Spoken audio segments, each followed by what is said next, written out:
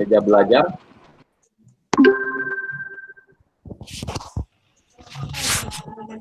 Ada Bang, saya. Nah, Netova. Netova tinggal di mana? Saya sekarang, saya sekarang tinggal di Tangerang, Bang.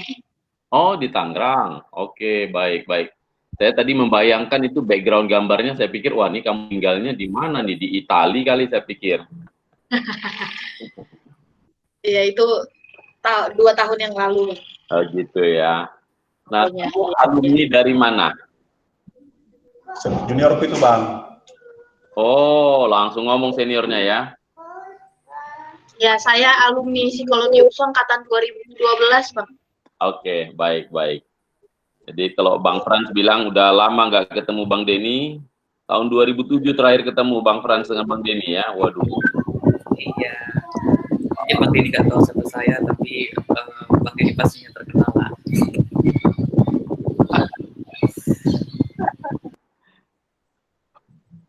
Bang Denny lagi mute. Ada Kak Florensi Simanjuntak nih. Saya lagi mute sebentar tadi ya.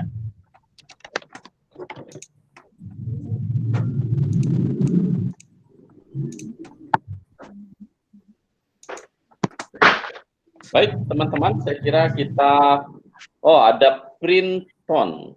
Printon Simatupang. Printon tinggal di mana, Printon? Dolok Sanggul, Bang. Oh, Dolok Sanggul. Alumni dari fakultas apa? Umi, Bang. Metodis. Dari UPI. Oke. Kemarin UMI. baru lihat Abang juga jadi pembicara di Perkantas Baligi, Bang. Toba. Oh iya, baik. Mudah-mudahan nggak bosan ketemu muka saya lagi hari ini. Nggak bosan, Bang, nggak. Baik. Nah, teman-teman, selamat malam. Senang bisa bertemu malam ini dengan semua teman-teman. Secara khusus, selamat datang untuk Printon, untuk Netova yang baru pertama sekali bergabung dengan kita di komunitas Meja Belajar ya. Jadi kita memang secara teratur setiap bulan ada topik-topik yang kita bahas, lalu kita berdiskusi dan belajar bersama. Nah, malam ini kita sangat bersyukur dan sangat senang bisa berkesempatan mendapatkan waktu dari Bang Denny untuk menjadi pemateri kita dan narasumber kita untuk belajar dan berdiskusi bersama untuk satu topik yang kelihatannya cukup hot ya, seksi. It's a sexy topic ya tentang LGBTQ. Nah, nanti kita akan mendengarkan pemaparannya bersama dengan Bang Denny, lalu kita akan ada proses waktu untuk berinteraksi bersama lewat tanya jawab dan berdiskusi. Nah, bagi teman-teman yang saya sih nggak yakin kalian tidak kenal dengan Bang Denny, tapi siapa tahu kalian ada yang nggak kenal. Bang Denny ini alumni dari FKM USU, pernah menjadi staf Perkantas dan juga pemimpin cabang Perkantas di Sumatera Utara. Lalu Bang Denny sekarang bekerja di Ukrida sebagai tenaga pengajar sekaligus sebagai pembantu rektor bidang kemahasiswaan ya Bang Denny ya? Ya, iya. Nah, samping itu Bang Denny juga mengajar di STT Jakarta saat ini. Nah, Bang Denny menyelesaikan studi teologianya, MDiv dan MTH-nya dari Trinity Theological College Singapura, lalu kemudian hijrah ke Edinburgh di Scotland, University of Edinburgh untuk belajar teologi. Jadi Bang Denny ini salah satu dari sedikit orang di Indonesia yang menekuni tentang teologi Calvert. Ya, jadi kalau kalian tertarik dengan seorang manusia yang bernama Calvert dan pemikirannya yang agak rumit, ya bisa sering-sering ngopi dengan Bang Denny. Nah, malam ini topik kita adalah tentang LGBTQ, ya. Nah, saya tidak ingin mengambil waktu Bang Denny lebih banyak, jadi nanti Bang Denny akan menyampaikan materinya dan kita akan membagi materi itu menjadi 3 termin ya. Jadi dia akan ada jeda, lalu di tengah-tengah jeda itu kita akan berdiskusi supaya kita tidak overwhelmed dengan semua itu. Nah, sebelum kita mulai sesi ini kita akan berdoa. Oh, kita juga kedatangan tamu baru, ada Ibu Rizda Hasibuan. Nah, ini Ibu pendeta kami nih. Ibu pendeta kami, ini ibu pendeta kami di gereja nih. Selamat datang Ibu pendeta. Iya, nah teman-teman boleh minta tolong kesediaan Kak Nova, Pak Perkantas di Bali G untuk membuka kita dalam doa. Nanti setelah itu silakan Bang Denny langsung ambil waktu dan screen-nya Bang Denny. Silakan Kak Nova. Kita berdoa. Tuhan, kami bersyukur karena kami dijadikan sebagai umat Allah. Dan kami bersyukur sebagai umat yang tidak sempurna, kami diberi kesempatan untuk mengenal Tuhan, pencipta kami, dan diberi kesempatan juga untuk mengenal diri kami. Dan kami juga bersyukur kalau kami diberi seorang abang yang secara khusus dalam hari ini akan menolong kami untuk sama-sama belajar tentang manusia, supaya kami bisa menghargai diri kami, menghargai orang lain, dan juga menghargai Tuhan. Kiranya Engkau lah yang menolong kami untuk bisa belajar dengan baik, dan menolong abang kami, Bang Denny, untuk bisa menyampaikan bahannya, dan menolong kami untuk bisa semakin memahami apa yang akan kami sama-sama pelajari. Terima kasih Tuhan, inilah doa kami, dalam nama Tuhan Yesus kami berdoa. Amin. Amin. Amin, thank you. Silakan Bang Denny.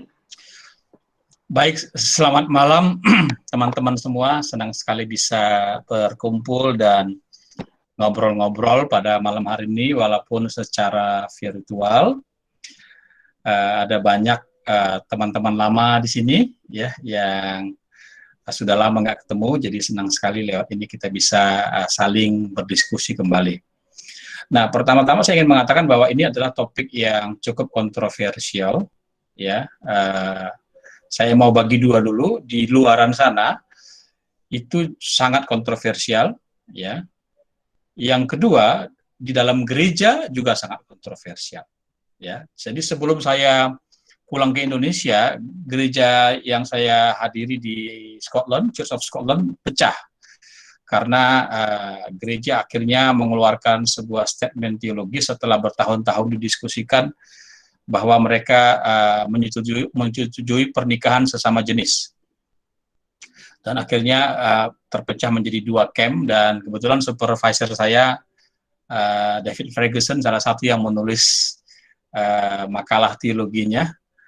Dia yang jadi waktu itu terbagi tiga sikapnya, ada yang menolak, ada yang mencoba menengahi, dan ada yang menerima. Karena satu dan lain hal, yang menerima ini justru yang diterima. Dan akhirnya gereja-gereja yang lebih konservatif itu memisahkan diri, dan akhirnya Church of Scotland menjadi terpecah menjadi dua.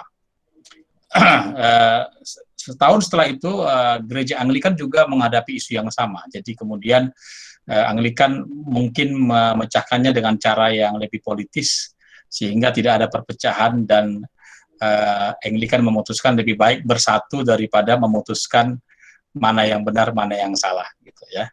Jadi ya, dua contoh ini menunjukkan kepada kita bahwa ini bukan isu yang gampang, bukan isu yang ringan, baik di Indonesia maupun di luar negeri. Ini adalah masalah yang besar. Nah, pada malam hari ini saya tidak bermaksud menjawab semua persoalan. Beberapa hal yang mau saya sampaikan sudah secara lebih detail saya tuliskan. Mungkin tulisannya nanti dalam bentuk Word bisa dibaca. Kalau ada yang kurang jelas, itu juga kupasan biblikanya saya buat secara lebih detail. Jadi silakan nanti dilihat, dan juga referensinya ada di situ. Yang malam ini saya akan bahas mengenai hal-hal yang menurut saya garis-garis besarnya saja. Dan saya akan bagi menjadi tiga hal. Pertama, klarifikasi. Kedua, fondasi. Yang ketiga, pastoral edukasi. Saya bilang gitu ya. Jadi mungkin yang pertama lebih ke arah, ayo kita sama-sama memahami apa dan bagaimana situasi tentang hal ini. Yang kedua, kita akan coba lihat dasar Alkitab atau fondasi Alkitab. Dan yang ketiga, kita lihat akan nanti bagaimana secara pastoral kita menyikapinya. Jadi bukan hanya memahami, tapi juga apa panggilan kita atau bagaimana sikap kita sebagai warga gereja juga. Nah, saya harus bilang bahwa yang saya sampaikan ini tidak mewakili STT di mana saya mengajar. Mereka pasti sikapnya berbeda sekali, ya, secara general. Walaupun ada yang mungkin sama dengan saya. Tidak mewakili gereja di mana saya berada, tidak juga mewakili perkantas, tapi ini adalah mewakili pergumulan saya pribadi sebagai, ya kalau boleh saya dipanggil sebagai teolog, ya sebagai teolog lah. Ya, karena memang setelah saya menjadi PhD dari Edinburgh itu memang semua kita dipanggil sebagai teolog. Jadi saya sekarang agak segan sebenarnya memakai kata itu di Indonesia, tapi kalau di Scotland ya memang semua kita disebut ya ini theologian katanya gitu ya, semua yang ngambil PhD dalam bidang systematic theology. Jadi theologian itu ditujukan kepada sistematik, kalau bahasa Jermannya systematicus gitu ya. Jadi kami yang bukan biblika, bukan pastoral, tapi memang khusus bidang theological proper ya, atau teologi proper. Oke, izin saya share presentasi saya, sangat sederhana sebenarnya. Apakah sudah kelihatan? Apakah presentasi saya sudah kelihatan? Sudah, Bang Denny. Ya, sudah. Ya, jadi saya lihat ini saya adalah seri ketiga dari seri Broken Humanity ya. Jadi sudah ada orang-orang penting, teman saya Pak Herbert, juga ada sini pembicaranya juga hadir kayaknya malam hari ini ya, Franz Judea yang membawakan topik-topik sebelumnya. Nah, sekarang kita coba lihat LGBTQ ya. Nah, apa itu artinya LGBTQ? Nah, ini adalah singkatan dari kata-kata mungkin sudah pada tahu sebagian. L adalah lesbian, itu adalah orang yang tertarik antara wanita dengan wanita. Nah, ini seperti gambar yang di sini. Kemudian kalau gay itu adalah orang yang tertarik atau punya orientasi seksual dan juga perilaku seksual pria dengan pria, ya. Kemudian kalau biseksual itu adalah orang yang tertarik dengan dan juga punya orientasi seksual kepada dua jenis kelamin sekaligus. Jadi seperti di bawah ini, ya, dia tertarik kepada seorang laki-laki, tertarik pada laki-laki dan juga kepada perempuan, atau punya orientasi seksual laki-laki dan orientasi seksual perempuan, ya.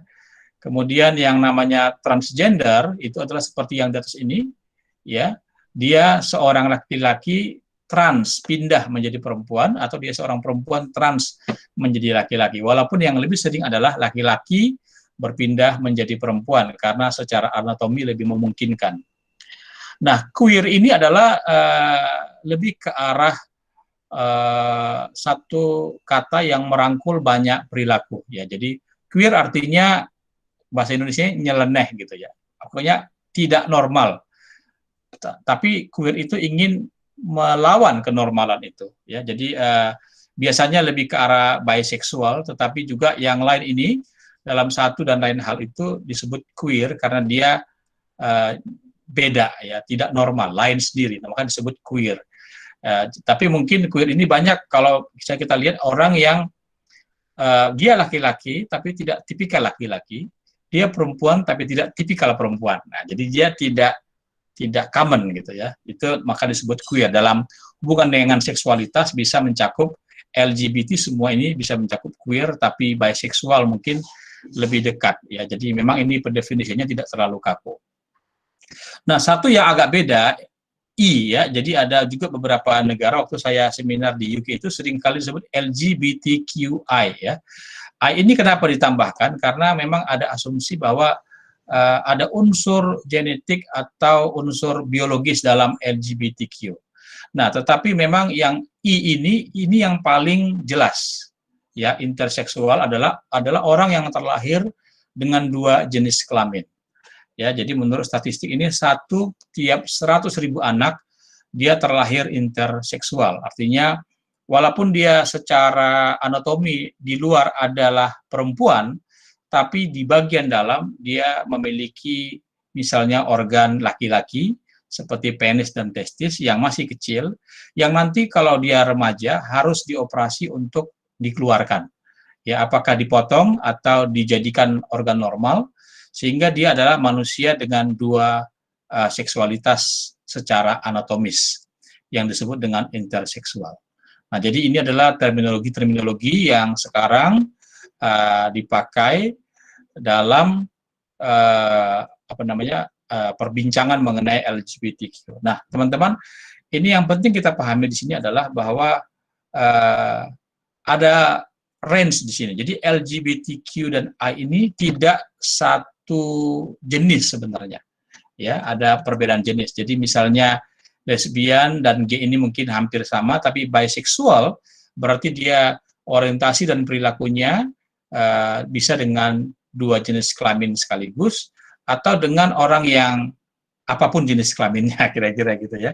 Transgender adalah orang yang mungkin dia secara seksualitas laki-laki saja atau perempuan saja, tapi dia berubah dari anatomi di mana dia pertama kali dilahirkan, dan seterusnya. Jadi kita lihat di sini, ini bukan satu konsep yang sama.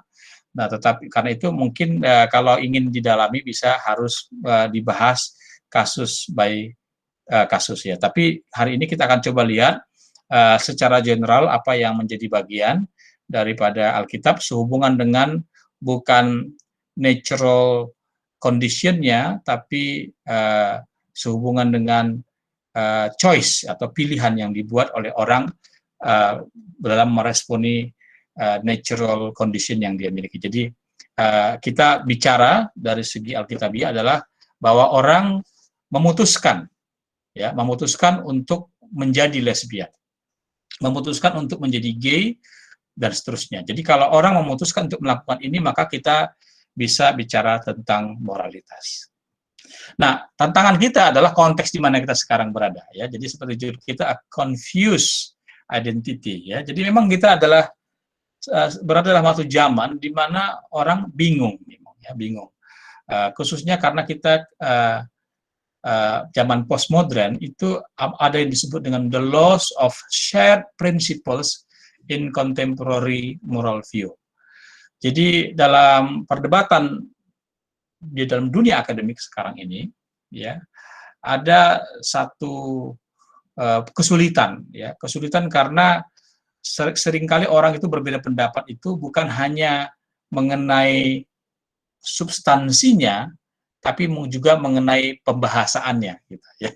Jadi itu disebut dengan disagreement on word or things. Jadi kalau dulu orang suka berbeda pendapat itu ya memang secara substansial berbeda, tapi sekarang pembahasaannya pun bisa berbeda, ya.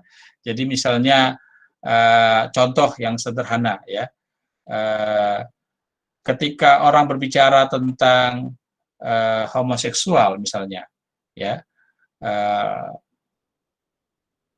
kata transgender, ya, dengan bencong itu menjadi sesuatu yang menjadi perdebatan, ya, karena kalau kita ambil contoh kata bencong itu ada derogatifnya, ada sifat merendahkannya, ya. Tapi kalau transgender itu lebih netral. Nah, ini contoh tentang bagaimana perdebatan-perdebatan di ruang publik itu memang bukan hanya mengenai substansi, tapi juga mengenai kata-kata. Dan ini saya kira satu tantangan tersendiri. Yang kedua adalah tentang dunia sekuler di mana kita berada. Ini Charles Taylor, A Secular Age. Nah, dunia sekuler bukan berarti dunia tanpa agama, ya. Tapi dunia sekuler adalah, dalam pemikiran Charles Taylor, adalah satu era di mana kita berada. Era ini bukan hanya di Indonesia atau di Barat, tapi seluruh dunia, global. Nanti kalau teman-teman belum melihat ini, tapi saya yakin 5-10 tahun lagi itu akan sampai. Kalau Anda guru, Anda pendeta, atau Anda siapa aja, Anda harus berhadapan dengan realita ini. Apa itu realitanya? Secular age itu adalah satu masa, menurut Charles Taylor, di mana orang bisa menghayati bahwa hidup yang baik, a good life, tidak harus punya referensi kepada Sang Ilahi. Saya ulangi, ya. Satu masa di mana orang bisa meyakini dan menghidupi bahwa hidup yang baik, hidup yang berkualitas, hidup yang sangat manusiawi, tidak harus punya referensi kepada Sang Ilahi. Nah, itu yang disebut dengan secular age. Jadi, kalau orang sudah bisa meyakini atau memahami secara intelektual bahwa I am a good human being, tapi saya tidak perlu harus ke gereja, saya tidak punya agama, boleh ke gereja, boleh agama, tapi itu hanya opsional saja, ya, tanpa referensi apapun kepada Sang Ilahi, maka kita sudah sampai pada secular age. Itu yang terjadi di Barat, dan itu saya yakin nggak lama lagi akan terjadi di Indonesia. Dan kalau kalian lihat anak-anak milenial, sudah arahnya ke sana.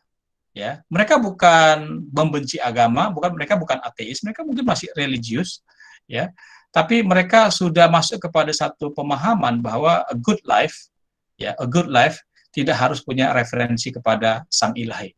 Dan saya khawatir dengan banyaknya radikalisme di Indonesia, bukan tidak mungkin bahwa akan ada reaksi balik dari orang-orang muda yang menjadi muak dengan hal-hal yang bersifat agama. Jadi kita siap-siap dan kita harus mengantisipasi ini. Yang di sisi lain juga ada kegagalan kita, ya, kegagalan gereja atau kekristenan tentang meresponi perubahan dari kemanusiaan. Ya, kita gagal untuk meresponi secara baik dan secara profetik, ya. Jadi gereja itu selalu terlambat, ya, membicarakan LGBT juga terlambat, membicarakan human identity juga terlambat dalam banyak hal. Dan juga karena dunia yang semakin lama semakin cepat dan semakin dipenuhi dengan sosial media, kita menjadi semakin dangkal, ya. Jadi kita gagal untuk berdiskusi topik-topik ini secara biblikal, secara terbuka dan secara pastoral, ya. Jadi bukan hanya di masyarakat Indonesia secara umum, tapi juga bahkan di gereja saya perhatikan banyak orang yang ilmunya dari WA group, ya. Jadi itu satu tren yang sangat memprihatinkan. Berapa banyak orang sekarang yang masih rajin membaca buku dan mengunyah, ya. Ini Charles Taylor, ini waktu saya baca ini bukunya ini 800 halaman gitu. Jadi berapa banyak orang yang masih mau membaca buku setebal itu pada zaman sekarang. Mungkin orang lebih memilih baca blog atau baca WA group gitu, ya, atau Instagram yang isinya cuma 2-3 paragraf. Tapi itulah tantangan kita sekarang. Nah, jadi di tengah-tengah tantangan dan itu muncul kebingungan, ya. Misalnya adalah banyak orang-orang yang berpandangan dalam dan luar gereja juga, bukankah penolakan kepada LGBT dan Q itu adalah karena perbedaan antara budaya Alkitab dan dunia modern. Ya, waktu saya di UK ada satu film yang berjudulnya adalah New Normal. Jadi New Normal itu bukan setelah pandemi, ya, tapi New Normal itu adalah tentang seorang pria dengan pria lain meminjam rahim seorang perempuan. Mereka hidup bertiga, tapi kekasihnya adalah yang dua pria ini. Yang perempuan itu cuma surrogate mother, ya, surrogate mother yang mereka punya anak. Ya, jadi berempat. Bayangin itu satu keluarga ada 4, satu surrogate mother-nya, ya, ibu yang dipinjamin rahimnya, itu namanya surrogate mother, ya. Jadi rahimnya dipinjam untuk anak itu, lalu sepasang pria-pria, ya, dan ada anaknya. Jadi itu tantangan, ya. Jadi banyak orang berpikiran kalau di luar negeri dan juga mungkin di Indonesia, mungkinkah sebenarnya penolakan kepada LGBTQ itu karena perbedaan budaya antara Alkitab dan dunia modern. Ada juga yang berpandangan bahwa LGBT adalah bagian dari ciptaan Tuhan, ya. Mungkin ada juga yang mungkin mencatat bahwa misalnya homoseksualitas itu atau perilaku yang melakukan hubungan seksual sesama jenis itu umum di kalangan dolphin, ya. Dolphin, kalau misalnya kalian membaca buku-buku tentang dolphin, maka salah satu perilaku dolphin adalah mereka ada suami istri, tapi bisa saja si suami ini punya pasangan lagi, dolphin pria lain yang untuk membantu dia untuk sekedar menikmati seksualitas, ya. Jadi ini ya saya nggak, gimana kita menjelaskan, sehingga beberapa orang menyimpulkan bahwa sebenarnya LGBT itu memang adalah bagian dari ciptaan Tuhan. Ada juga yang mungkin sekarang mempropos gitu, ya, lihat aja hubungan LGBT banyak yang baik atau bahkan lebih baik daripada pernikahan pada umumnya. Pernikahan banyak yang bercerai, tapi lihat beberapa orang LGBT setia sampai mati. Ya, dan bahkan di Glasgow itu ada seorang yang pendeta, ya, pendeta, pasangannya juga pendeta, sama-sama laki-laki, dan dia khotbah setiap minggu. Dan di gereja itu sangat banyak diminati oleh intelektual, wartawan, politisi-politisi mengunjungi gereja itu di Glasgow, ya. Dan dia tidak beda dengan orang-orang pada umumnya. Bagaimana menyikapi itu? Kemudian ada juga yang mengatakan, ya tidak ada salahnya kalau mereka betul-betul saling mengasihi. Memang kalau LGBT itu gonta-ganti pasangan itu salah. Misalnya ya hubungan seksual di sini, hubungan seksual di sana. Nah itu bukan hanya LGBT, yang heteroseksual pun salah juga. Tapi bagaimana dengan LGBT yang mencintai satu orang, menikah dengan satu orang, dan setia sampai mati dengan satu orang? Nah, mereka saling mengasihi. Bahkan ketika pasangannya terkena kanker pun dia tidak meninggalkan. Ya, dan itu ada kasus yang di Amerika yang dulu pernah heboh tentang seorang pria, kalau saya tidak salah, ya, saya detail kasusnya tidak terlalu ingat, tapi seorang pria yang kemudian bercerai dengan istrinya, kemudian dia hidup selama lebih dari 20 tahun dengan pria lain, dan ketika dia meninggal di negara bagian itu, ya, di negara bagian itu, dia tidak bisa mendapatkan warisan daripada pasangannya itu. Jadi warisan itu terpaksa diberikan kepada istrinya. Lalu dia kemudian naik banding, akhirnya Supreme Court atau Mahkamah Amerika memutuskan bahwa mereka adalah hubungan yang sah dan harta kekayaannya diberikan kepada partnernya selama 20 tahun terakhir, bukan kepada istrinya. Nah, jadi orang waktu itu, jadi Amerika sekarang sudah melegalisasi homoseksualitas, padahal itu lebih banyak berhubungan dengan harta kekayaan. Tapi kita lihat dalam contoh kasus ini, ada bukti-bukti yang menunjukkan bahwa mereka saling mengasihi. Bagaimana kita memandang hal seperti itu? Jadi teman-teman sekalian, jangan selalu berpikiran bahwa yang namanya LGBT itu orang-orangnya hiperseks, jahat, porno, ingin langsung memperkosa banyak orang. Bukan. Ya, jadi ada fakta seperti tadi kasus di Amerika itu begitu. Jadi justru ini yang membuat pertanyaan itu menjadi berat. Gitu. Dan pertanyaannya adalah, apa yang salah kalau mereka saling mengasihi? Dan saya ingin teman-teman bergumul dengan pertanyaan yang sulit seperti ini. Jadi kalau misalnya LGBT dilekatkan dengan orang yang perilakunya hiperseks, atau memperkosa orang, atau nafsu berlebih-lebihan, itu gampang. Ya, kalau itu nggak usah LGBT, orang yang heteroseksual pun itu kita tahu itu salah.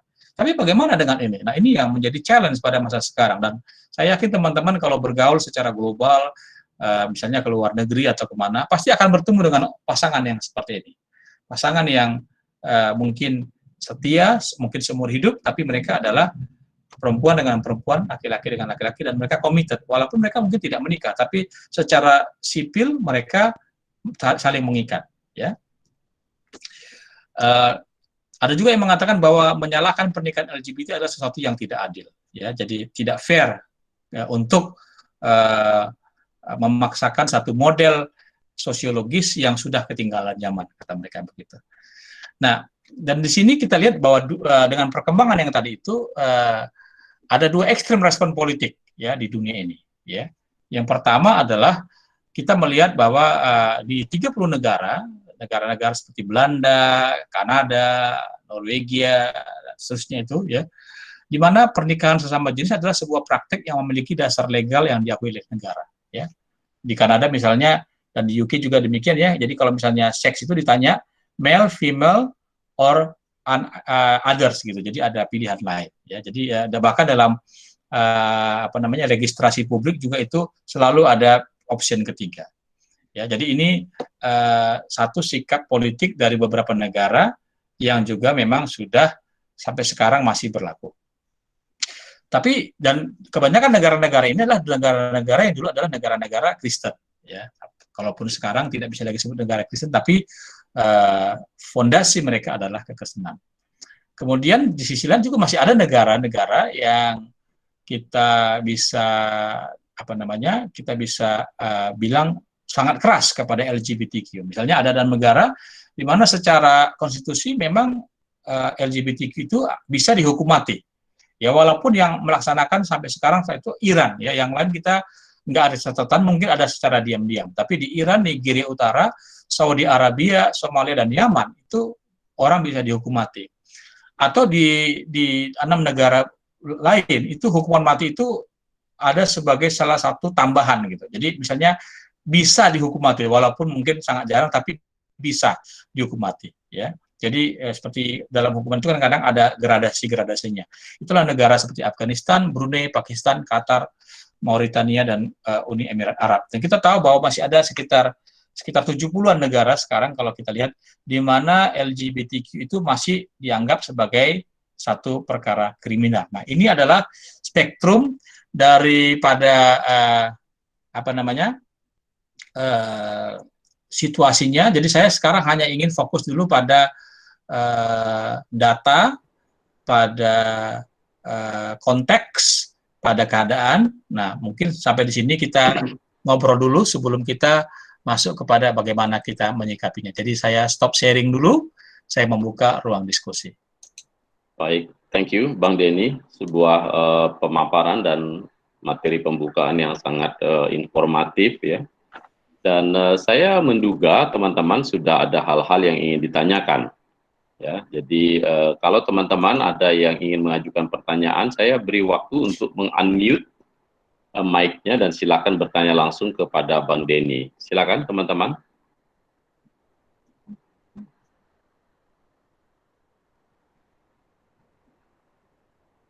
Nah, kalau belum ada pertanyaan saya mungkin gini Bang Denny. Bang Denny tadi menyebutkan tentang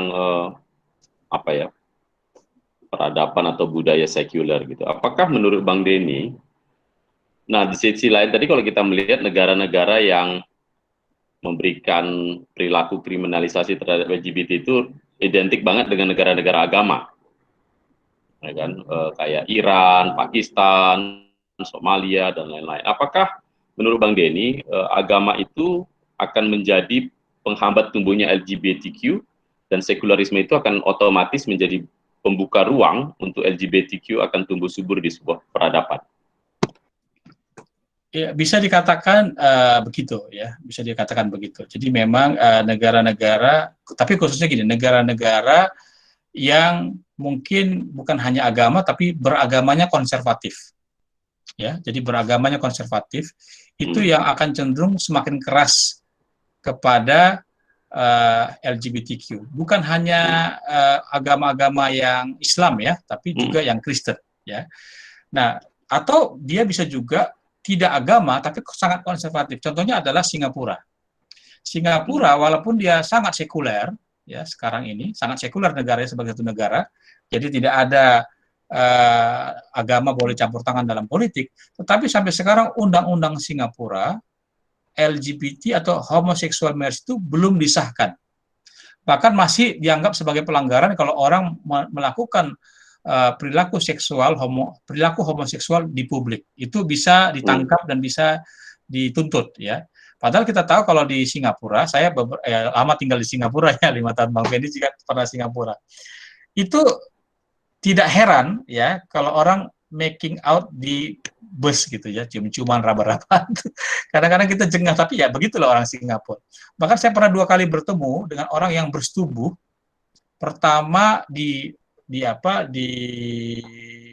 taman, sore-sore ini bersetubuh di taman mereka pakai baju ya, tapi bersetubuh lah ya, kita tahu di atas kursi. Yang kedua di laut. Jadi saya lagi duduk di pantai, ada pasangan entah lagi bulan madu atau enggak apa, tapi mereka memang ya kelihatan itu dari gerakannya sedang bersetubuh di pantai itu gitu ya, dalam air memang. Dan itu nggak ditangkap di Singapura. Jadi memang negaranya demikian. Tapi kalau LGBT ya, kalau homoseksual itu masih dianggap sebagai pelanggaran. Jadi itu waktu itu agak shock ya memang, karena yang memutusin itu adalah Mahkamah Agungnya, dan ternyata ketika dipelajari memang orang-orang Mahkamah Agungnya ini kebanyakan adalah anggota gereja, jadi memang ada pengaruhnya juga karena kekristenan masih kuat secara individual hadir di Singapura. Jadi banyak pejabat-pejabat Singapura itu memang orang Kristen. Gitu. Ada pertanyaan menarik dari Bang Herbert. Bagaimana kita mengamati bahwa di negara-negara Eropa dan juga Eropa Barat, the Western Hemisphere sana, bahwa kelihatannya LGBT ini sekarang mendapatkan privilege yang tinggi. Ya, jadi misalnya ada kasus yang dibuat Bang Herbert di sini, misalnya ketika ada seorang pasangan gay ingin memesan kue untuk pernikahan mereka, lalu si pemilik toko bakery-nya orang Kristen dan dia menolak, maka si pemilik bakery yang bisa dibawa ke pengadilan dan dia yang bisa dihukum. Nah, kira-kira bukan hak asasi kan lagi, maka apakah jumlah populasi LGBTQ lebih minor sehingga dia dianggap orang yang diistimewakan karena mereka dianggap kaum minoritas dan mungkin kelompok minor lah, kelompok minor. Jadi mereka mendapatkan special privilege untuk diproteksi oleh negara. Ya memang gini, kalau di Eropa itu diskriminasi itu sangat dibenci ya secara sistem politik dan sistem undang-undangnya. Dianggap sangat buruk namanya diskriminasi. Apapun bentuk diskriminasinya. Ini karena pembelajaran mereka sudah panjang ya dalam sejarah bahwa diskriminasi itu sangat mengerikan. Nah, bukan hanya soal tadi yang tukang kue jual kue sama yang ini ya, untuk pernikahan homoseksual, tapi misalnya contoh ya, kalau ada seorang muslim menyewakan kamarnya gitu, hanya untuk muslim itu bisa ditangkap itu di sana. Jadi karena mungkin dia punya alasan, ya saya seorang muslim memang harus tinggal dengan orang muslim karena saya nggak bisa makan sendok, piring, apa segala macam kalau bercampur dengan orang yang non-muslim, nanti itu menjadi masalah bagi saya.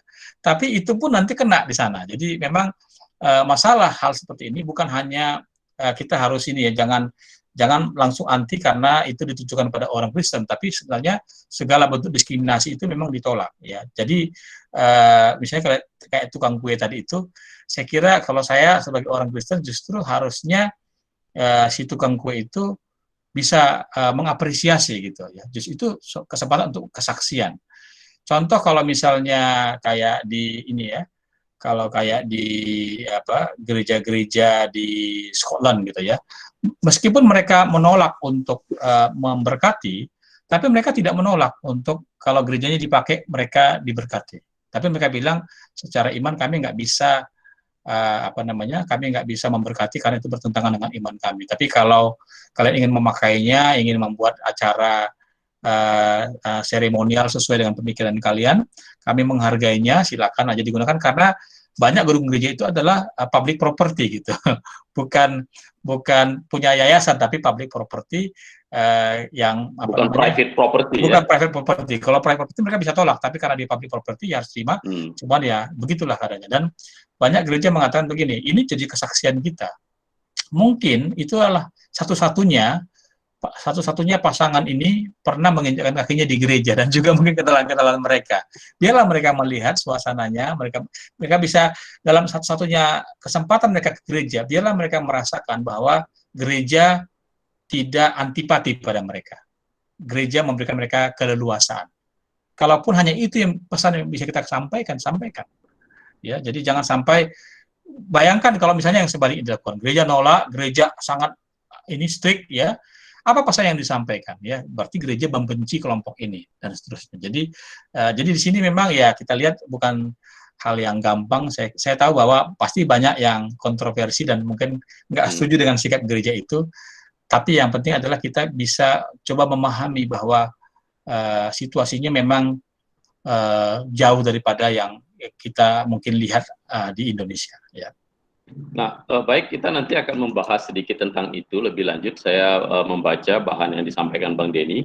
Bang Denny akan membahas juga bagaimana sikap pastoral kita sebagai komunitas Kristen terhadap ini, beberapa pemikiran alternatif. Namun tadi Bang Denny menutup statementnya dengan membandingkannya dengan Indonesia. Nah, kalau Bang Denny sendiri melihat kondisi LGBTQ di Indonesia seperti apa, Bang? Secara undang-undang, ya ini saya bukan ahli ya, tapi secara undang-undang masih dianggap sebagai satu hal yang kriminal ya. Dan saya kira ini salah ya. Jadi saya membedakan nanti dalam slide berikutnya adalah antara dosa dengan kriminal itu dua hal yang berbeda. Ya, jadi kita tidak boleh mengkriminalisasikan LGBT dan itu yang terjadi di Indonesia. Bahwa kita memandang itu dosa, itu adalah pandangan teologis kita. Ya, tapi kita hidup di ruang Pancasila, bukan di ruang agama Kristen. Ya, kalau di gereja kita ya bisa kita bilang. Tapi karena kita hidup di ruang Pancasila, di atas bumi Pancasila ini kita harus menghargai hak-hak sipil. Jadi dan itu yang harus diperjuangkan oleh orang Kristen. Jadi kalau orang Kristen misalnya membela hak-hak sipil supaya mereka tidak dikriminalisasi, bukan berarti kita setuju dengan mereka gitu loh. Jadi kadang-kadang ini ada salah pengertian. Saya tahu bahwa ada beberapa teman dekat saya juga sesama teolog juga yang injili banget gitu ya. Dia sangat antipati ketika PGI mengeluarkan statement ya menantang kriminalisasi LGBT. Nah, saya juga nggak setuju dengan mengkriminalisasinya. Ya, saya setuju kalau hak sipil mereka dihargai. Tapi saya tetap menganggap bahwa itu is not a Christian expression. Itu jelas. Ya, jadi dua hal yang berbeda. Baik, terima kasih Bang Denny. Saya kira kita bisa teruskan ke bagian yang kedua yang akan disampaikan Bang Denny. Silakan lanjut Bang Denny. Ya, terima kasih. Saya sharing lagi ya. Jadi nah kalau sudah lihat ini saya justru mulai dari yang tadi saya sampaikan ada 3 perbedaan. Jadi kita harus bedakan teman-teman antara dosa dengan kejahatan atau kriminalitas. Ya, jadi tentu saja ada tindakan-tindakan LGBTQ yang kriminalitas yang dia adalah kriminalitas bukan karena LGBTQ-nya, ya, tetapi karena kalau orang yang heteroseksual pun melakukannya itu ya juga kriminalitas gitu ya. Nah, misalnya contohnya apa? Contohnya ya kalau orang diperkosa, ya, disodomi, kan itu kan kejahatan. Mau dia homoseksual, mau juga dia heteroseksual, itu kan kejahatan. Tapi dalam Alkitab ada yang disebut dengan dosa walaupun dia bukan kejahatan. Misalnya apa? Ya yang simpel, misalnya seorang suami berbohong pada istrinya, itu kan dosa. Tapi kan nggak mungkin lah suami dipenjara gara-gara mau berbohong sama istrinya. Kalau gitu nanti Bang Pendi sama saya tiap hari dipasukkan penjara kan. Ya kan? Atau sombong Bang. Atau sombong misalnya, ya kan dosa ya. Tapi itu kan bukan kejahatan. Misalnya kan nggak ada apa undang-undang yang bilang orang sombong dipenjara 6 bulan gitu ya. Jadi itu kita harus bedakan pertama. Jadi yang kita bicarakan bukan hanya kejahatan tapi juga dosa ya. Yang kedua, kita harus bedakan antara praktek homoseksual dengan orientasi atau kecenderungan homoseksual. Nah, saya ambil contoh, misalnya Henry Nouwen. Ya, Henry Nouwen itu dia punya orientasi homoseksual. Ya, jadi diterbitkan catatan hariannya setelah dia meninggal dunia bahwa dia punya urge, ya, punya urge kepada sesama jenis. Dia punya cinta, punya perasaan kepada sesama jenisnya. Tapi kita tahu bahwa sepanjang hidupnya dia nggak punya pasangan karena dia selibasi. Dia adalah pastor. Ya, dia tidak melakukan praktek homoseksual walaupun dia punya orientasi homoseksual. Nah, karena itu teman-teman sekalian, orang yang punya orientasi jangan langsung dikatakan salah. Jadi saya kira memiliki kecenderungan homoseksual bukan dosa, tapi melakukan praktek homoseksual itu dosa. Ya, jadi misalnya ada orang yang terlahir dengan libido yang sangat besar. Terlahir dengan libido sangat besar itu nggak dosa. Tetapi orang yang menghambur-hamburkan seksualitas dengan gonta-ganti pasangan, itu yang dosa. Jadi di sini bedakan antara being dengan doing. Ya, jadi kalau being, saya kira belum dilakukan, itu belum bisa dikatakan sesuatu yang salah, gitu ya. Walaupun misalnya ada juga yang ya punya filsafat lain ya, yang penting being ya bukan doing. Tapi dalam hal homoseksualitas kita harus bedakan itu antara praktik dan orientasi. Dan juga kita harus bedakan antara seksual yang casual dengan seksual yang komitmen. Jadi walaupun kita menganggap dua-duanya salah, misalnya gini, seorang yang mencabut nyawa orang lain karena self defense kan salah juga, ya. Atau seorang suami yang berbohong pada istrinya tentang istrinya nanya gini, "Pak, aku cantik enggak?" Lalu suaminya bilang, "Oh, kamulah perempuan tercantik di dunia." Nah, tapi dia tahu bahwa istrinya bukan yang tercantik di dunia, itu kan bohong juga. Itu beda bohong dengan istrinya bertanya, "Pak, kamu setia nggak sama aku?" Suaminya jawab, "Oh, aku setia, aku nggak pernah selingkuh." Padahal dia pernah selingkuh. Nah, ini kan ada perbedaan di situ. Jadi mungkin banyak orang yang nggak suka dengan dosa besar dengan dosa kecil, tapi menurut saya perbedaan antara dosa besar dan dosa kecil itu perlu tetap dijaga ya. Jadi beda antara orang yang berbohong dengan membunuh ibunya, itu pasti dosanya lebih besar gitu. Nah, itu makanya kita juga harus bedakan antara seksual yang casual, artinya orang yang secara homoseksual bergonta-ganti pasangan dan katakanlah bisa melakukan hubungan seksual dengan siapa saja, dengan pasangan homoseksual yang saya harus hargai gitu, bahwa mereka adalah pasangan yang mencintai satu pasangan dan setia kepada sampai akhirnya. Bukan berarti saya mengatakan itu salah, tapi saya harus berani membedakan bahwa ada perbedaan seperti itu. Ya. Nah, dan saya kira itu adalah satu sikap yang bijaksana juga sebagai orang Kristen. Tapi kalau kita kembali kepada fondasi kita, ya, waktu kita bicara tentang LGBTQ, maka yang pertama kali kita bicarakan bukanlah apakah Alkitab menyatakan itu salah, ya. Tapi yang pertama harus kita tegaskan dulu adalah apa yang diafirmasi atau yang disarankan atau yang dipromosikan oleh Alkitab dalam hubungan pria dan wanita, gitu. Ya. Jadi ada 3 hal di sini. Yang pertama adalah bahwa Alkitab mengafirmasi bahwa pada dasarnya manusia membutuhkan pasangan untuk saling mengasihi dan saling melengkapi. Ya. Yang kedua, pernikahan adalah lembaga ilahi yang didirikan oleh Tuhan sendiri. Dan yang ketiga, bahwa tujuan Tuhan bagi lembaga pernikahan adalah kesetiaan dan kebersamaan yang langgeng. Dan ini adalah satu afirmasi yang Alkitab ingin berikan, ya, kepada pasangan-pasangan, yaitu antara pria dan wanita. Inilah ekspresi daripada biblical view, ya. Jadi kalau misalnya kita katakan bahwa ada pasangan yang setia tetapi dia sama jenis kelaminnya, maka dalam konteks dunia sekarang, menurut saya sudah tidak masanya lagi kita mengkutuk hal tersebut sebagai perilaku yang najis, yang kotor, yang harus masuk neraka, kira-kira gitu ya. Tapi kita mungkin harus belajar untuk membahasakannya bahwa ini adalah 2 ekspresi yang berbeda. Ya. Karena kalau tidak nanti pesan kita dalam dunia yang sekuler ini tidak didapat orang. Orang pikir kita adalah hatred, ya, hatred speech, ya. Padahal kita sebenarnya adalah love speech. Ya, kita sedang memberitakan kasih sebenarnya. Ya. Nah, kita harus ini lebih kepada kontekstual. Jadi saya setuju sih dengan gereja-gereja di Scotland dan beberapa gereja di Eropa yang mereka menyatakan bahwa pria dan pria, wanita dengan wanita sebagai civil partner, maka mereka mengatakan itu adalah pilihan. Ya, dan mereka mendukung kalau secara sipil mereka itu diakui. Nah, gereja juga mengakui. Misalnya kalau mereka bisa punya harta bersama, punya mobil bersama, punya akun bersama, itu secara sipil gereja mendukungnya. Perempuan dengan perempuan, laki-laki dengan laki-laki.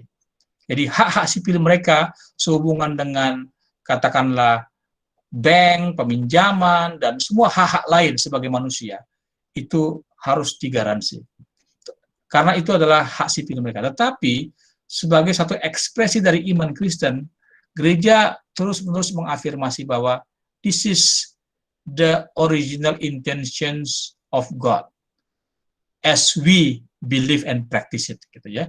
Jadi inilah tujuan asli Tuhan yang kami yakini dan kami praktekkan, ya. Dan dalam Alkitab juga ada teguran kepada hal-hal homoseksual. Ya, saya nggak mau bahas secara detail di sini, yaitu kisah Sodom, kitab Imamat, Roma 1 dan juga 1 Korintus 6 dan 1 Timotius 1, itu jelas semua adalah ayat-ayat yang menegur dengan jelas perilaku hubungan seksual laki-laki dengan laki-laki, perempuan dengan perempuan. Nah, memang saya baru belajar juga belakangan ini. Ternyata di Roma itu, kalau kita membaca misalnya tulisan-tulisan seperti pujangga-pujangga Roma, itu sebenarnya sudah banyak catatan tentang hubungan sesama jenis dan ekspresi yang berbeda-beda. Jadi contohnya di Roma itu biasa itu antar sesama pejabat itu memberikan hadiah seorang remaja putra, ya, sebagai hiburan gitu. Khususnya remaja putra yang secara seksual lebih lebih menyenangkan gitu. Jadi ini menarik, tapi ini agak dewasa dikit ya. Maksudnya adalah contohnya adalah anak-anak yang belum ada tumbuh bulu kelaminnya. Nah, itu dianggap sebagai satu yang menyenangkan. Itu sudah ada di Roma dan dipraktekkan dan juga dihayati gitu ya. Kemudian ada juga pasangan ini suami istri, tapi suaminya itu punya katakanlah konkubitus namanya. Itu adalah laki-laki lain yang juga menjadi partnernya gitu. Tapi statusnya nggak sama dengan istrinya, karena ini lebih ke arah hiburan gitu. Jadi itu hidup bersama di rumahnya. Kemudian ada juga bentuk lain adalah seorang pria yang sudah tua, yang istrinya sudah meninggal, dia memelihara atau katakanlah memiliki beberapa budak laki-laki yang mensodominya secara rutin. Jadi dia orang tua yang suka menikmati. Jadi dia sebagai pasif homoseksual. Dan banyak contoh-contoh lain. Dan ini kalau kita baca detailnya memang sangat ini ya, sangat apa namanya? Sangat Gross. gross ya, gross. Itu mungkin katanya gross. Saya dan itu yang apa namanya, yang dicela Paulus di situ ya. Jadi mungkin homoseksualitas yang sifatnya one to one seperti zaman modern ini satu fenomena yang unik ya, satu fenomena yang unik. Yang dulu itu lebih ke arah variasi seksualitas dan ya kita bisa melihat bahwa yang di Roma 1 tetap bisa diterapkan pada zaman sekarang secara teologis, tapi mungkin apa namanya, ada hal-hal yang kalimat-kalimat Paulus yang terlalu keras bila dibandingkan dengan konteks sekarang yang mungkin perlu kita diskusikan. Dan saya kira itu tantangan terbesar sebenarnya ya, kalau misalnya hal-hal lain yang buruk, yang jelek itu sih gampang kita meresponnya, tapi bagaimana dengan pasangan yang setia kepada pasangannya sesama jenis kelamin sampai tuanya dan ya selalu nggak berpindah-pindah pasangan. Nah, itu akan menjadi tantangan gereja ke depan ya. Nah, sikap Kristiani bagi saya adalah kita perlu ada 6 keseimbangan ya. Yang pertama, kita perlu mengakui bahwa semua manusia memiliki seksualitas sebagai bagian yang tak terpisahkan dari kemanusiaan kita ya. Jadi kita tidak bisa menyangkali bahwa kita ini adalah sexual being ya. Meskipun ada satu bentuk keimanan yang sifatnya selibasi misalnya gitu ya, tapi selibasi itu tidak menyangkali bahwa kita punya seksualitas ya. Tentu saja memikul salibnya agak berbeda seperti mungkin Henry Nouwen gitu ya, tapi Henry Nouwen pada akhirnya menunjukkan bahwa dia adalah sexual being walaupun dalam pilihan dan panggilannya dia memilih untuk selibasi. Ya, kita harus mengakui bahwa kita punya seksualitas. Dan dalam seksualitas kita ini ada keragaman. Yang sederhana saja misalnya ada yang orang yang sangat seksualitas, artinya sangat besar peran seks dalam hidupnya. Ada orang yang mungkin nggak terlalu besar. Ya. Artinya kalau wujudnya misalnya yang satu lebih mudah terangsang, yang lain nggak terlalu mudah. Ada orang yang seks itu begitu memainkan peran besar dalam hidupnya. Ada orang yang nggak terlalu. Dan ini adalah hakikat kita ya, bahwa kita nggak bisa lari dari kita adalah sexual being. Allah juga menciptakan kita laki-laki dan perempuan. Jadi itu memang adalah bagian dari ciptaan Tuhan. Dalam terang Alkitab kita semua diciptakan menurut gambar dan rupa Tuhan. Ya, jadi dalam dunia yang jatuh dalam dosa ini pun ya ada gambar Tuhan yang tidak hilang ya, tetap kita miliki. Jadi disinilah kita bisa menghayati bahwa kita mengimani tentang makna teologis ini, tapi di sisi lain kita harus terus bergumul dan bertanya ya, kenapa dalam gambar dan rupa Allah yang mulia ini ada keragaman, walaupun misalnya ada teologi dosa, tapi mungkin teologi dosa tidak sepenuhnya menjelaskan tentang misalnya interseksual. Ya, interseksual itu saya punya kenalan seorang profesor di Nottingham yang punya proyek khusus soal ini ya. Jadi di UK misalnya mereka itu bisa identifikasi sejak kecil kalau bayi itu lahir dengan interseksual.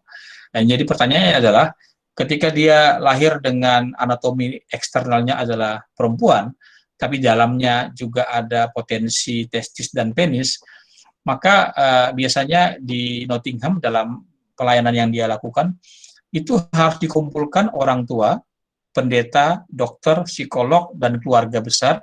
Ada 5 kelompok untuk menentukan bagaimana membesarkan anak ini. Karena pertanyaannya, bagaimana menentukan jenis kelaminnya? Karena itu akan mempengaruhi gender related decision. Contohnya, namanya siapa? Apakah nama laki-laki atau nama perempuan? Mereka semua sepakat bahwa anak ini yang harus memutuskan dia mau jadi laki-laki atau menjadi perempuan. Atau mau jadi yang lain gitu ya. Tapi kan namanya harus ditentukan sejak awal. Yang kedua, pakaiannya. Pakaian macam apa yang harus dipakainya. Yang ketiga, kalau sekolah. Sebagai apa di sekolah? Apakah pakai rok atau pakai celana? Atau bagaimana? Mainan, dan seterusnya. Ya, waktu diperkenalkan kepada orang, bagaimana cara memperkenalkannya. Dan profesor ini juga sebagai chaplain di suatu rumah sakit, dia punya proyek bagaimana hubungkan kasih, iman, kasih, dan pengharapan dengan bagaimana cara menangani si anak itu. Jadi ini bahwa manusia ciptakan menurut gambaran rupa Allah bukan satu persoalan teologis yang selesai menurut saya. Bahkan ini adalah satu diskusi yang harus kita mulai kembali lagi sekarang ketika kita berhadapan dengan fakta seperti ini, dengan LGBTQ ini.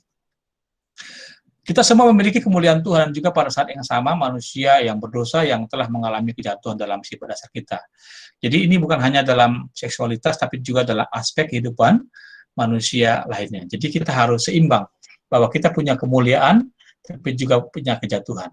Ya. Jadi bukan hanya orang homoseksual yang jatuh, orang yang heteroseksual pun punya kejatuhan. Yang keempat, tidak ada seorang pun yang suci secara seksual di dunia ini. Ya, hanya Yesus yang tidak jatuh dalam dosa. Karena itu kita tidak boleh menghina kelompok LGBTQ seolah-olah mereka itu lebih berdosa karena keberadaannya sebagai seorang LGBTQ. Ya, mereka berdosa karena mungkin kalau mereka melakukan perilaku atau praktek, ya, secara keliru gitu misalnya. Tapi kalau mereka punya orientasi atau kecenderungan, ya, yang mereka juga bergumul dan bergulat dengan hal itu, maka memiliki kondisi seperti itu tidak membuat mereka lebih kotor daripada kita, ya, dan tidak membuat kita lebih suci daripada mereka. Ya. Saya tahu bahwa kadang-kadang itu sulit ya, kayak misalnya di kalangan KMK kita juga ada kalimat di antara orang Batak gitu ya, yang sebenarnya ya ini sekali lagi bahasa yang harus kita hati-hati sekarang setelah dengar ceramah ini. Misalnya kita sering mengatakan dia itu ada eda-edanya ya, nah itu ya kita suka pakai kata itu kan.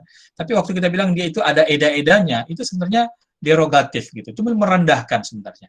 Seolah-olah seorang yang ada eda-edanya itu kurang dibandingkan dengan orang yang seperti Arnold Schwarzenegger misalnya, orang-orang yang gagah perkasa gitu. Saya merasa begini, bahwa sebenarnya kalau kita mempelajari secara biologi, pria sejati itulah pria yang kepriaannya katakanlah dari sangat, kalau katakanlah saya ambil matematikanya, dari 60% sampai 90% itu semuanya pria gitu. Jadi mungkin ada orang yang kalau dibandingkan proporsinya, dia maskulinitasnya 90%, feminitasnya 10%. Jadi dia mungkin orang-orang seperti kayak Steven Seagal atau Arnold Schwarzenegger yang very manly gitu. Tapi ada juga pria yang mungkin maskulinitasnya itu 60%, feminitasnya itu 40%. Ya, jadi dia pembersih, rapi, dan segala macam. Lalu orang karena nggak biasa dengan itu, lalu dibilang itu ada eda-edanya. Nah, itu keliru menurut saya. Baik yang maskulinitasnya 60% maupun maskulinitasnya 90%, itu semuanya adalah pria sejati. Dan saya banyak melihat bahwa orang yang seperti itu bisa punya keluarga yang baik, keluarga yang Kristiani, punya anak, punya istri, dan normal. Nggak kalah. Tapi ada juga orang yang sangat maskulin, dan jujur aja di Barat itu banyak yang betul-betul laki-laki sejati. Kalau di Batak dibilang nggak akan ada eda-edanya, tapi dia sebenarnya melakukan homoseksual, praktik homoseksual. Jadi ini kita sekarang gender ini memang harus kita lebih sensitif, lebih peka, dan lebih kritis ya. Yang kelima, meskipun kita memberikan penilaian berdasarkan Alkitab, hal itu tidak berarti kita boleh menghakimi dan menampilkan diri kita lebih tinggi secara moral dari kelompok LGBTQ. Jadi pada dasarnya kita semua orang berdosa, ya. Kita perlu menyadari dosa seksual bukanlah satu-satunya dosa ataupun dosa terbesar. Kesombongan dan kemunafikan adalah bentuk dosa yang lebih bukan kalau dibilang lebih besar mungkin terlalu keras ya, yang lebih sering ditegur Alkitab, ya. Bahkan kalau kita lihat di Kejadian 3 itu sebenarnya kesombongan yang membuat manusia terusir dari Taman Eden. Ya. Saya mau berhenti di sini dulu.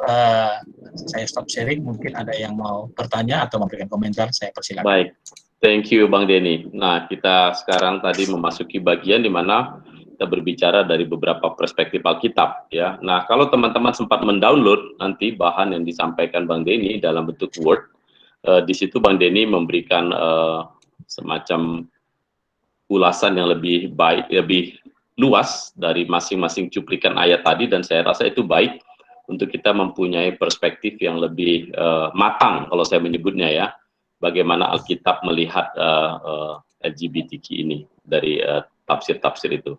Nah, pertanyaan pertama, apakah sebagai orang tua kemudian penting sekali buat orang tua itu dari kecil menanamkan sebuah identitas, sexual identity yang clear untuk anaknya.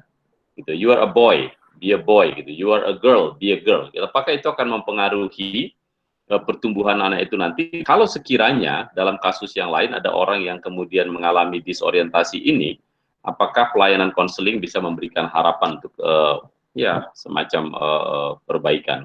Bang Denny, silakan. Wah, ini pertanyaan yang sulit ini. Ini harusnya Kak Debbie yang jawab ini. Ya. Jadi kalau bicara soal parenting dan juga pastoral, gini, bagi anak-anak yang jadi saya punya beberapa, pertama, bagi anak-anak yang interseksual itu harus diperlakukan secara khusus. Jadi yang interseksual ini harus diberikan izin pada usia yang dia bisa punya konsen gitu, konsentius, ya.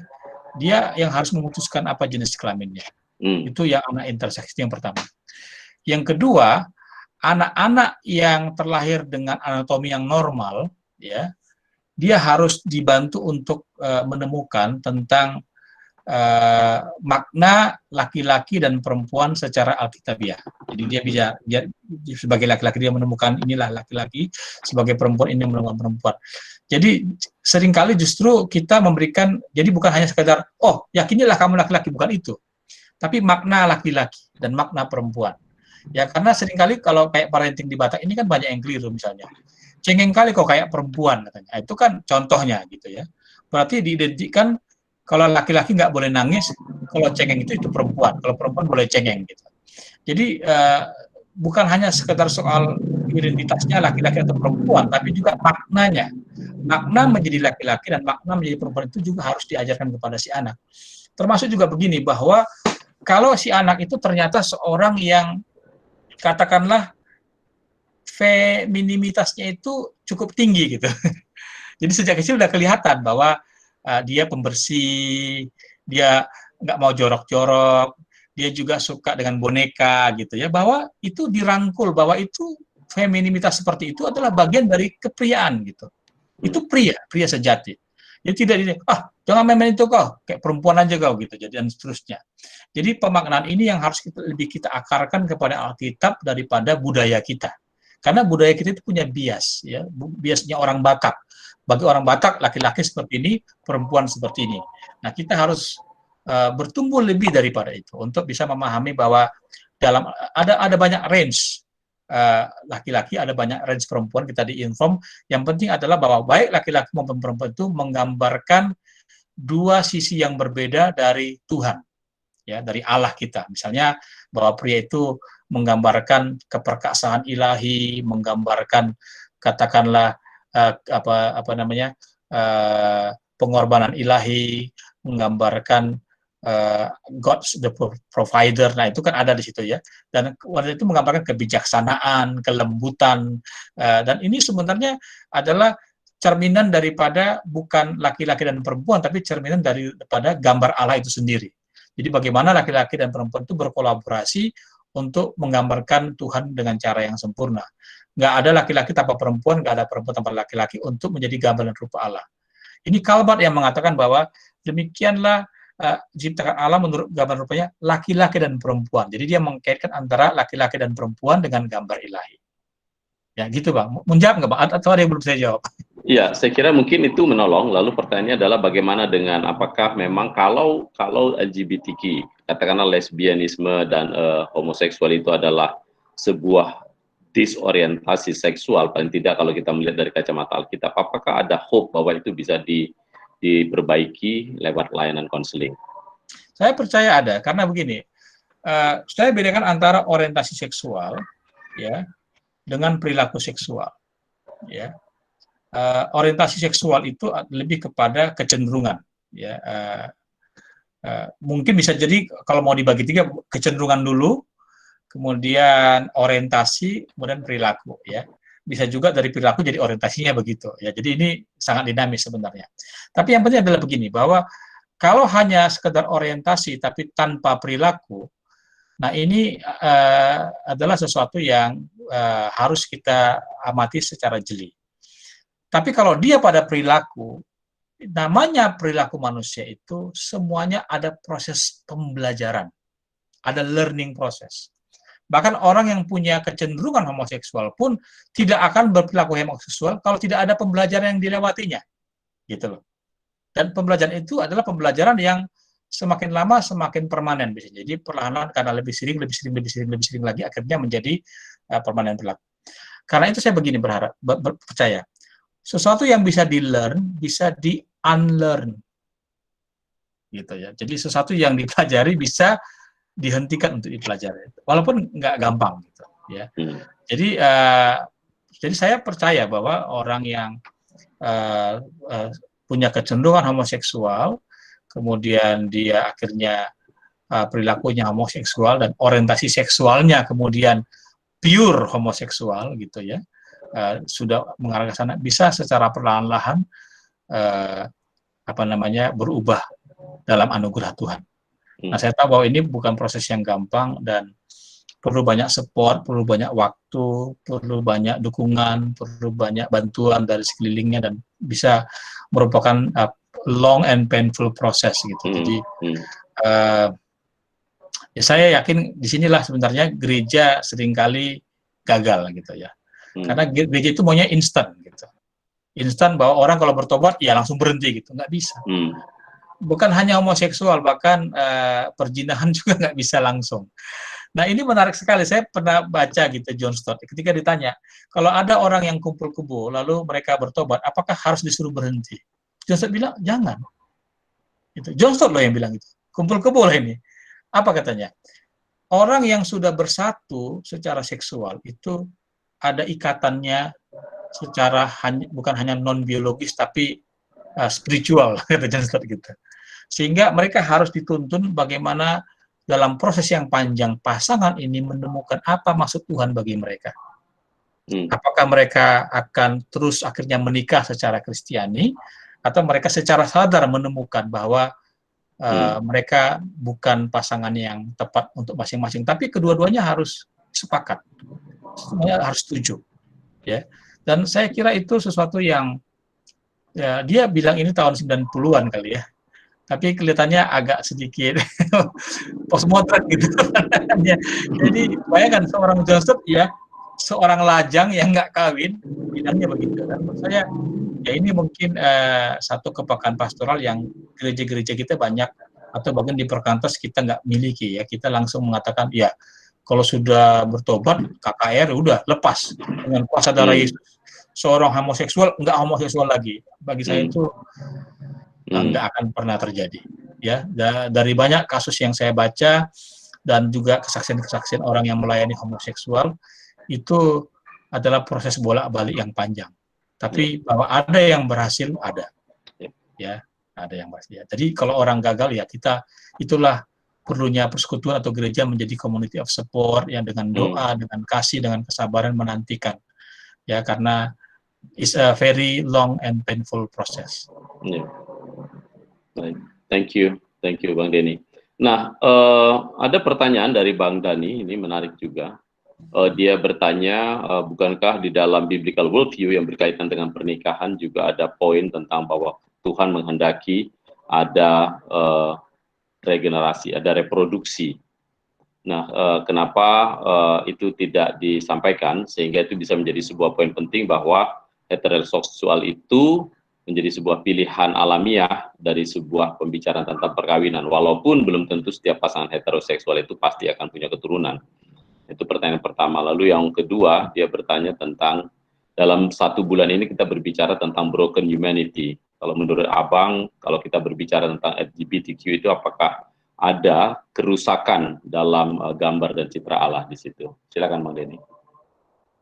Ya, kalau yang pertama itu nanti saya nggak masukkan itu karena menurut saya dalam relasi suami istri, ya, prokreasi itu bukanlah sesuatu yang tidak bisa tidak ada gitu. Karena kita banyak menemukan gini, itu betul dalam konteks pasangan Adam dan Hawa gitu ya, betul. Tapi sekarang kita hidup dalam dunia yang lebih kompleks. Contohnya gini, kenapa saya katakan begitu? Untuk punya anak yang dari Tuhan pada konteks sekarang ini nggak harus dari rahim istri kita gitu kan, ya kan? Jadi misalnya ada banyak di luar sana anak-anak yang terlantar, yang nggak punya bapak dan nggak punya ibu gitu. Ya, jadi kalau kita terlalu kaku mengartikan seperti itu, maka kita akan memaksakan bahwa ya anak itu harus dari rahim istri saya gitu. Contoh itu yang pertama. Yang kedua, dengan konteks sekarang ini, misalnya memiliki anak itu ya, akan ada masanya ya kromosom atau katakanlah materi genetik dari 2 pria atau dari 2 wanita bisa menjadi anak. Ya kan, jadi prokreasi itu dengan teknologi yang sekarang mungkin nggak lama lagi, ya nggak lama lagi, nggak menjadi masalah lagi gitu. Gimana kita menjawab itu kalau begitu? Jadi kalau misalnya orang akan mengatakan, oh iya kalau memang prokreasi salah satu elemennya kan bisa berprokreasi dengan teknologi yang terbaru. Seorang pria dengan seorang wanita, yang satu diambil spermanya, satu diambil adalah entah kulit dari mana gitu, lalu dikawinkan kan jadi anak mereka juga. Jadi sekarang dengan konteks yang sekarang saya kira itu menjadi sangat relatif, dan yang kedua dengan konteks sekarang kita juga bertemu bahwa ya prokreasi itu tidak harus secara biologis diartikan, tapi anak dari Tuhan juga bisa diartikan ya anak seluruh umat manusia gitu. Yang kedua tadi apa pertanyaannya? Nah, pertanyaannya lebih kepada kira-kira apakah LGBTQ itu adalah potret dari kerusakan gambar rupa Allah dalam manusia? Iya. Saya kira gini, LGBTQ itu adalah gini, menggambarkan kedua-duanya, ya. Jadi LGBTQ itu adalah menggambarkan kerusakan, broken humanity, tapi juga menggambarkan bahwa ada di situ satu misteri ilahi yang belum selesai, kalau saya katakan. Kenapa saya katakan begitu? Mungkin ini, tapi saya tidak bicara LGBTQ sebagai praktek ya. Tadi kan sudah saya jelaskan bahwa sebagai praktek dia salah. Tapi dalam LGBTQ ini kita menemukan misalnya ekspresi-ekspresi keilahian yang di luar jangkauan pemikiran kita. Ya, contohnya gini. Ambillah katakanlah gay. Laki-laki dengan laki-laki. Ada 2 level di sini. Level pertama adalah secara seksual. Level kedua sebenarnya yang sering kita abaikan ya, dan ini yang seringkali membuat orang LGBT marah. Sebenarnya gay itu juga ada unsur affection between men gitu ya. Jadi persahabatan yang bukan sekedar sahabat, tapi juga ada romantisme pria gitu. Ya. Menurut saya gini, broken humanity-nya ada pada bahwa itu dibawa kepada homoseksualitas secara seksual. Tapi bahwa pria dengan pria bisa intimate, itu saya kira gambaran daripada sang ilahi. Jadi misalnya Daud dan Jonathan itu kan sangat intimate. Lalu orang-orang LGBTQ mengartikan itu sebagai sebagai homoseksualitas. Contohnya saya dengan Bang Pendi misalnya. Misalnya kalau saya dengan Bang Pendi, kalau dulu ya sebelum ada kampanye-kampanye ini, saya dengan Bang Pendi jalan pegangan tangan gitu. Orang nggak akan merasa aneh gitu ya kan. Tapi kalau sekarang coba saya pegang tangan Bang Ben, langsung dianggap gitu loh. Ngerti nggak maksud saya? Jadi sebenarnya ini juga ya saya ingin melalui LGBTQ ini kita juga melihat bahwa ada dimensi-dimensi lain yang dimana orang LGBT ini mengungkapkan kalau kita dengar pesan mereka ada yang baik sebenarnya. Perempuan dengan perempuan sekarang, misalnya perempuan senang gitu ya, kemudian saling mengasihi dengan aku rindu gitu ya, dan aku enak rasanya kalau orang Batak sih. Tapi kalau sekarang banyak orang modern kalau ada perempuan dengan perempuan itu langsung bilang lesbian gitu. Nah itu yang menurut saya sebenarnya dengan LGBT ini kita diingatkan lagi sebenarnya bahwa hubungan affection itu bukan hanya hubungan antara pria dan wanita. Jadi ada juga affection yang mendalam, yang tulus, yang mesra, yang hangat sekali, seperti hubungan seorang pasangan gitu ya, seperti Ruth dengan Naomi gitu ya. Seperti Jonathan dengan Daud, seperti Yesus dengan murid-muridnya gitu. Yang sekarang ya kita harus kita harus pulihkan kembali. Jadi ya broken humanity betul, tapi juga mereka mungkin delivering lost message of the human relationship gitu.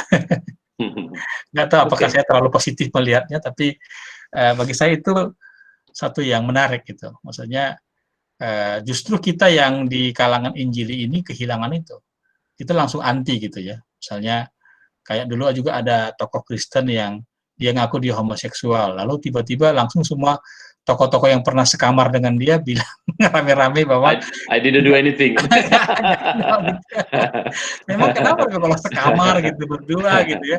Kalau sekarang coba misalnya saya berdua retreat sama cowok gitu, langsung orang bilang aduh kayak gitu. Tapi sebenarnya ya itu ya. Apa memang harus begitu gitu loh. Saya dengan kakak KTP saya Bang Benyamin, kami suka duduk berdua ngobrol berlama-lama gitu ya. Ya hangat dan ada rindu gitu. Rindu ketemu gitu. Rindu pure, tapi pure affection as man dengan man gitu.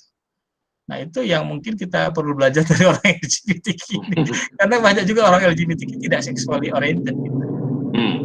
Ya, jadi gini, saya mengatakan LGBTQ itu nggak kasar gitu, tapi mengartikannya dari tadi itu bahwa some of them live a good life. Ya, tapi kalau kalian merasa bahwa yang saya bilang itu keliru dan lalu mengartikan bahwa LGBTQ itu murni orang yang buas secara seksual gonta-ganti pasangan, ya mungkin kita bicara tentang dua kata yang berbeda gitu. Nah, mungkin menarik bahwa kita perlu kalau saya mencoba menangkap apa yang dikatakan Bang Denny, kita pertama perlu mempunyai level ya untuk memahami pembicaraan tentang LGBTQ ini. Jadi kita nggak pukul rata dan nggak mengambil satu view menjadi generalisasi. Misalnya kayak Bang Denny bilang bahwa LGBTQ itu berarti melulu bicara tentang predator seksual apa segala macam gitu. Nah, jadi yang kedua kita tadi kalau saya mendengar Bang Denny mengajak kita untuk apresiatif gitu. Apresiatif artinya di dalam semua potret kehidupan manusia yang jatuh dalam dosa ini pun tetap ada titik-titik yang baik di mana kita bisa melihat value di situ dan kita berkata, oh, there is something good about this in the middle of the brokenness gitu ya. Nah itu juga menjadi sebuah perspektif yang menarik. Nah kemudian ini mungkin pertanyaannya agak teknikal dan klasik. Kalau Bang Denny sendiri akan berpendapat bahwa LGBTQ itu adalah sebuah penyakit atau bukan gitu. Itu something yang inherited gitu ya, dia bawa dalam dirinya atau sebagai sebuah disease yang membutuhkan kesembuhan. Karena itu akan berbicara nanti pertanyaan berikutnya kepada Bang Philip. Kalau dia seperti sebuah penyakit, maka dia butuh terapi, butuh disembuhkan. Tapi kalau bukan, what's the point gitu? Oke. Kalau gini, ini ada beberapa level pembicaraan. Ya. Kalau kita ingin bersaksi pada konteks zaman sekarang, menurut saya kita harus berhenti melihat LGBTQ sebagai penyakit. Kalau kita mau bersaksi. Kalau kita selalu melihat itu sebagai penyakit, maka itu akan menjadi tantangan besar bagi kita untuk bisa efektif melayani pada zaman sekarang. Kenapa saya katakan demikian? Contohnya begini, ya kita kan tahu bahwa Buddhism itu salah, ya kan? Ya, Hinduism itu salah. Tapi apakah kita bilang itu penyakit? Oh, penyakit Hinduism, penyakit Kalau kita Begitu. kalau kita bilang itu penyakit kan mengeri kali kita melayaninya. Bang Herbert di Padang misalnya kalau Islam itu penyakit kan sama dengan bahwa itu nggak bisa menghormati mereka gitu. Itu pada level yang pertama. Yang kedua, saya cenderung melihat bahwa itu pada konteks tertentu ya. Jadi ini kembali lagi LGBTQ itu banyak ya. Itu adalah pilihan gaya hidup. Ya, jadi LGBTQ itulah pilihan gaya hidup dan dalam hal itulah kita bisa melihat bahwa itu adalah pilihan yang ungodly, pilihan yang bertentangan dengan kemuritan Kristus kalau saya katakan. Jadi karena itu dia bukan hanya soal LGBTQ misalnya katakanlah misalnya orang yang materialistis misalnya. Bukankah itu juga kita harus ubah kalau kita mengikut Kristus? Kita nggak sampai bilang itu boleh juga lah penyakit tanda kutip gitu ya, tapi bukan penyakit dalam pengertian penyakit yang memerlukan katakanlah terapi khusus gitu ya. Itu yang kedua.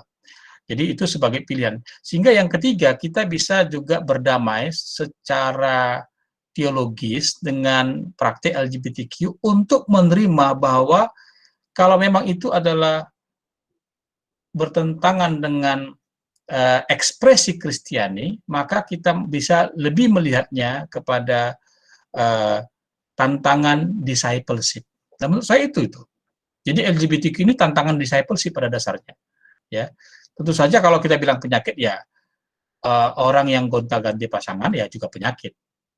Orang yang obsesi seksual terlalu tinggi juga penyakit. Itu semua penyakit, semua yang abnormal itu penyakit. Tetapi tidak dalam arti kategori bahwa kita artikan semua itu adalah penyakit.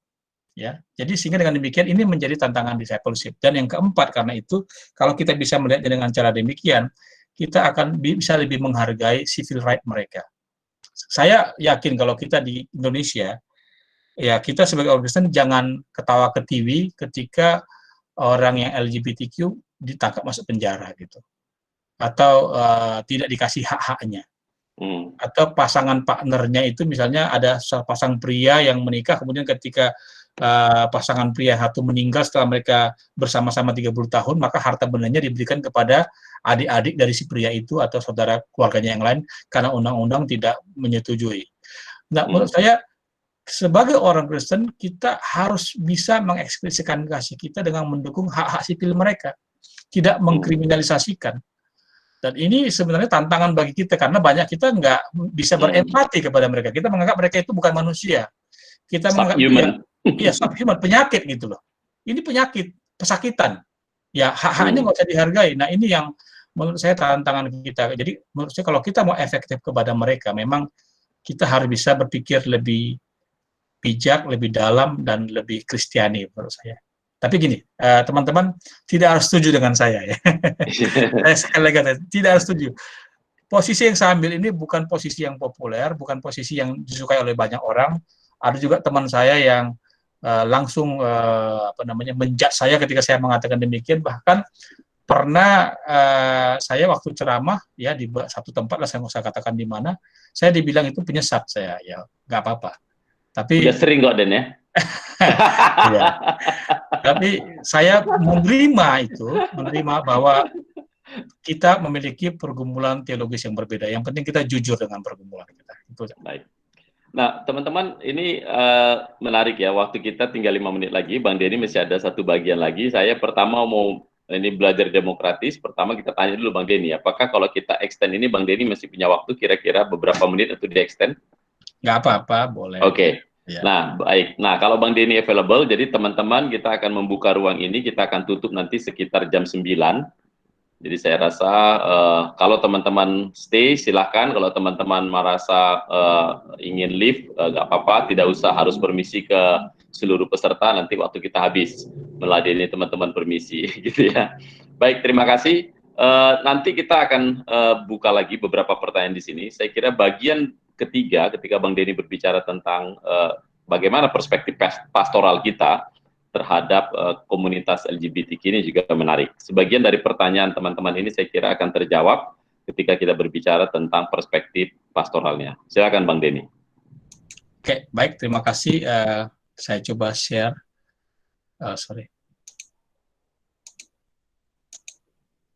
Ya, bagian yang terakhir ini saya coba lebih cepat saja. Mudah-mudahan sudah kelihatan ya. Oke. Oke.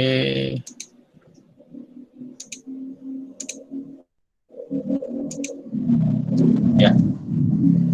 Apakah sudah kelihatan? Sudah ya? Sudah, Bang. Ya. Jadi respon kita saya dasarkan kepada 1 Korintus 13 ayat 13 ya. Iman, pengharapan, dan kasih yang terbesar adalah kasih. Nah, saya percaya gini, iman. Kalau saya refleksikan dari semua pemikiran yang ada di Alkitab ya, iman kita tujukan kepada firman Tuhan yang mampu menerangi jalan kita dan menuntun kita kepada kebenaran. Dalam terang ini, meski kita mengakui seks sebagai anugerah yang baik dan indah dari Tuhan, kita juga mengakui bahwa seks bukanlah segala-galanya bagi hidup orang Kristen. Pilihan Kristani bukanlah heteroseksual, bukan hanya heteroseksual dalam pernikahan. Dalam tradisi Alkitab dan gereja dikenal pula dengan selibasi dan abstinasi. Yesus Kristus menjalani kehidupannya aseksual. Aseksual bukan berarti dia nggak punya seksualitas ya, tetapi tidak aktif secara seksual. Namun kita juga semua mengamini bahwa Yesus Kristus memiliki kemanusiaan yang sempurna, yang tidak kurang dari manusia manapun di dunia ini. Jadi kita tidak akan mengubah ekspresi iman kita sesuai dengan perubahan zaman. Tidak. Kita akan memiliki ekspresi iman yang sama, yang didasarkan pada Alkitab, tapi kita menyadari konteks di mana kita berada. Sehingga kita waktu menyatakannya, kita tidak dalam rangka menghakimi mereka, tapi menunjukkan, bersaksi kepada mereka bahwa ini yang kami imani, ini ekspresi kami, ini pilihan kami. Dan kami merasa kami hidup sebagai manusia yang utuh dengan ekspresi yang seperti ini. Biarlah mereka menilai apakah ekspresi iman kita ini menggemakan kebenaran tentang apa itu manusia. Yang kedua, pengharapan ya.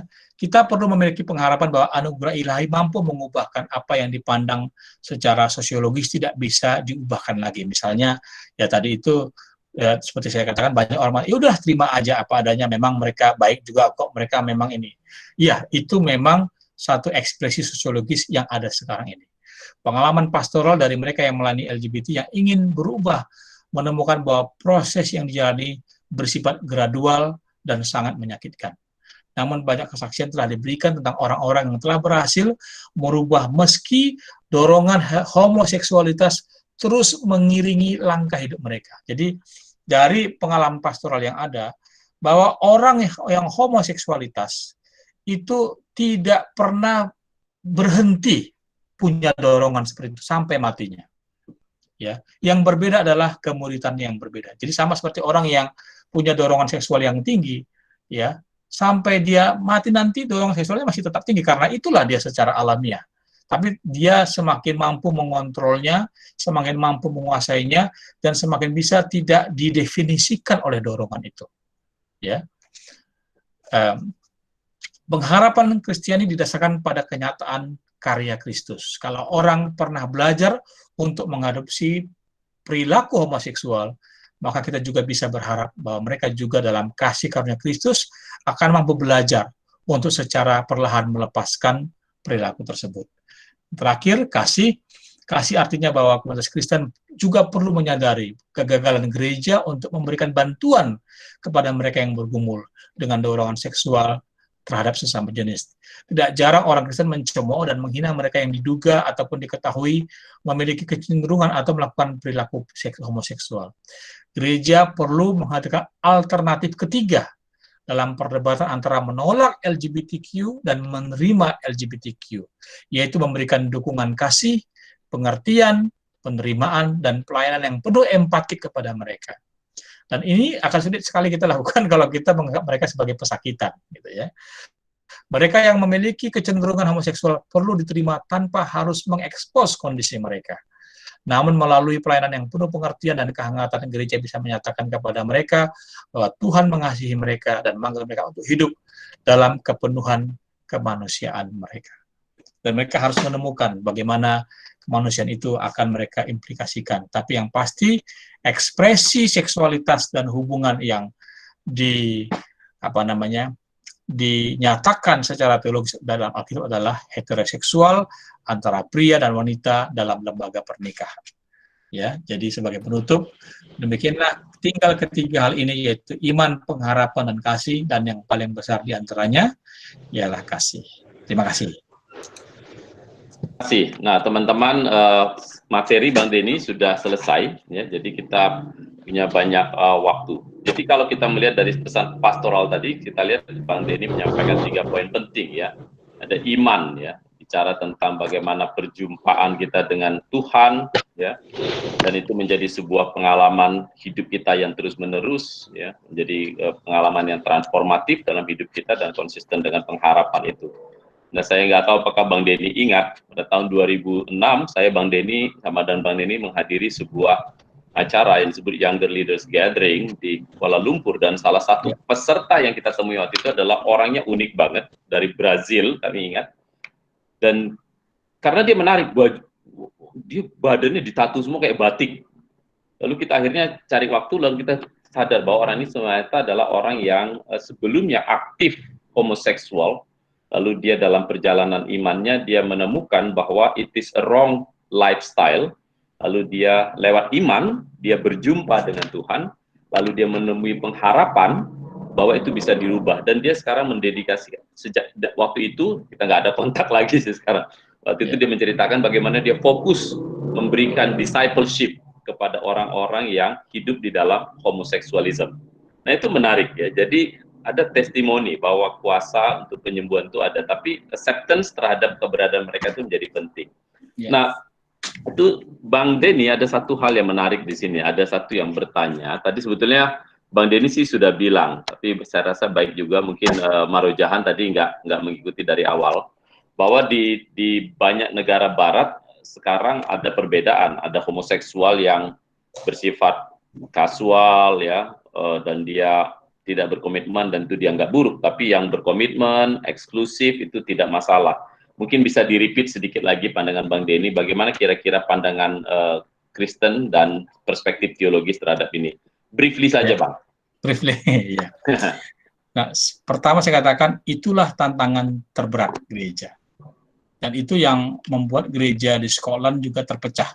Gereja di Barat banyak terpecah gara-gara itu. Yang kedua tadi itu. Pasangan homoseksual yang permanen, yang lasting, yang setia. Nah, dalam hal ini, sikap saya adalah ada dua. Pertama, secara teologi saya menyatakan bahwa that is not a Christian expression. Ya, jadi memang kedengarannya lebih mild gitu ya, lebih kayak nggak tegas gitu ya. Saya, terkutuk lah itu, saya nggak akan mengatakan. Tapi saya akan mengatakan itu bukan ekspresi kekristenan. Ya, it's one of the modern expression. Salah satu ekspresi modern pada zaman sekarang. Kenapa saya memformulasikan begini? Karena sebagai warga negara yang baik, sebagai orang Kristen yang ingin bersaksi, saya ingin merangkul orang-orang seperti ini untuk mendukung hak-hak sipil mereka. Ya, kenapa saya ingin perlu? Karena kemudian itu kesaksian. Tidak fair kalau orang-orang seperti ini kemudian hak-hak sipilnya dipelototin gitu, diporotin gitu. Contoh kasus yang terjadi di Amerika itu, yaitu pasangan yang sudah 20 tahun lebih bersama-sama, kemudian harta benda pasangannya itu ketika meninggal justru diberikan kepada orang lain yang sudah nggak bersama-sama dengan dia selama 20 tahun, bekas istrinya dulu. Karena secara sipil mereka masih suami istri, belum diputuskan. Tapi coba kalianlah pikir secara secara hati nurani lah gitu. Masa harta mereka yang sudah 20 tahun mereka kumpulkan bersama diberikan kepada pasangannya yang dulu gitu, dibagi dua gitu. Dia sama sekali justru nggak mendapatkan apa-apa. Nah ini kalau kita bisa mendukung hak sipil mereka, bahwa mereka juga bisa minjam di bank, mereka bisa juga punya KTP, mereka juga bisa diakui sebagai pasangan. Nah itu saya kira akan menjadi hal yang baik. Karena itulah menurut saya ya mungkin itu belum dimiliki oleh banyak orang Kristen di Indonesia, tapi satu hal yang perlu kita pikirkan ya, karena kenyataannya di Indonesia itu masih menjadi satu kriminal ya, secara undang-undang homoseksualitas masih menjadi satu yang bagian daripada dihukum di Indonesia gitu. Bang, ada yang bertanya, saya kira kalau saya memahami pertanyaan Nekova, dia bertanya gini, apakah memang Bang Denny dari dulu punya view seperti ini? Atau ini adalah sebuah proses perubahan view terhadap LGBTQ? Kalau itu perubahan, apa yang membuat Bang Denny berubah? Dan apa faktor-faktor yang membuat Bang Denny punya view yang berbeda kalau memang ada perubahan dari view sebelumnya tentang LGBTQ? Ya, saya pasti banyak berubah ya, dan itu artinya memang kenapa saya berubah karena saya bertemu secara baru dengan firman Tuhan gitu. Ya. Jadi firman Tuhan itu pasti akan merubah kita terus-menerus. Kita tidak akan pernah bisa memprediksi apa yang mau Tuhan katakan kepada kita. Wah, ini murid Kalbar banget ini. Oke, lanjut. Ya, betul. Jadi karena itu saya berubah dan akan terus berubah. Ya, karena saya belum sempurna. Jadi saya masih belajar dan pandangan saya bisa aja berubah terus-menerus nanti lagi berubah lagi. Tapi saya nggak yakin bahwa perubahan itu akan menjadi perubahan yang totally bertolak belakang dengan sebelumnya, tapi merupakan satu pengejawantahan dari pertemuan dengan firman dan panggilan di tengah-tengah dunia ini. Saya rasa begitu ya. Itu menarik ya. Jadi saya kira bagaimana kita sebagai orang Kristen justru melihat bahwa kematangan kita bersikap terhadap isu-isu seperti ini perlu dibangun di atas kematangan kita memahami firman Tuhan. Kurang lebih gitu Bang Denny ya. Ya. Jadi itu bisa menjadi hambatan. Jadi ketika kita tidak dewasa dalam perjumpaan kita dengan firman, itu kita justru bisa menjadi penghalang untuk firman itu membawa perubahan kepada kita dan kepada orang-orang yang kita harapkan mengalami perubahan itu sendiri. Nah, itu menarik.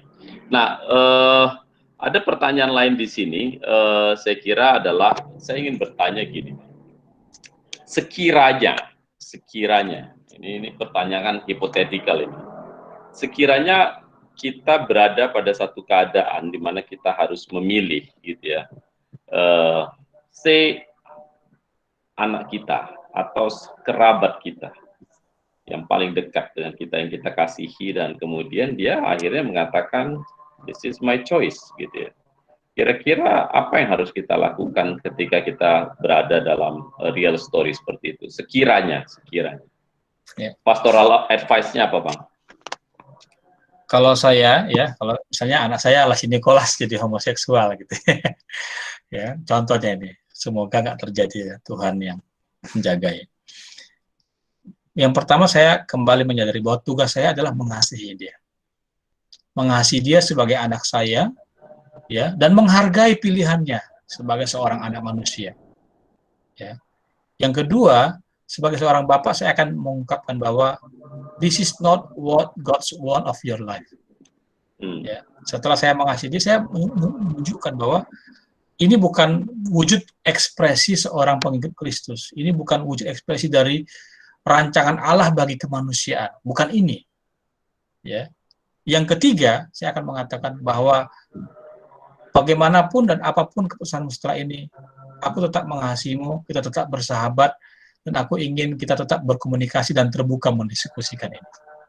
Sehingga saya tetap punya pengharapan bahwa mudah-mudahan dengan begitu dia mau berdialog, dia mau bercerita, dan dia mau kembali ke jalan yang benar.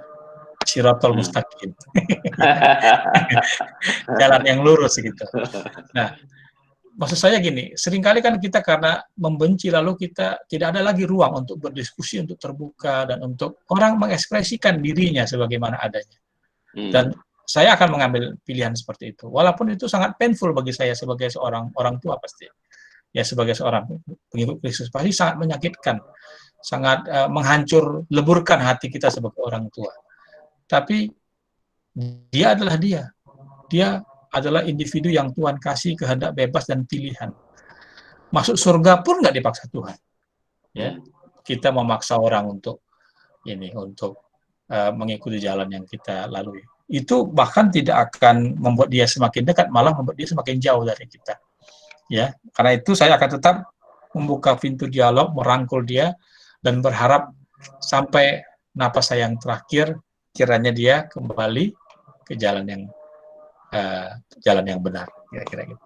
Ya, mudah-mudahan itu juga bisa menjawab pertanyaan Gema ya.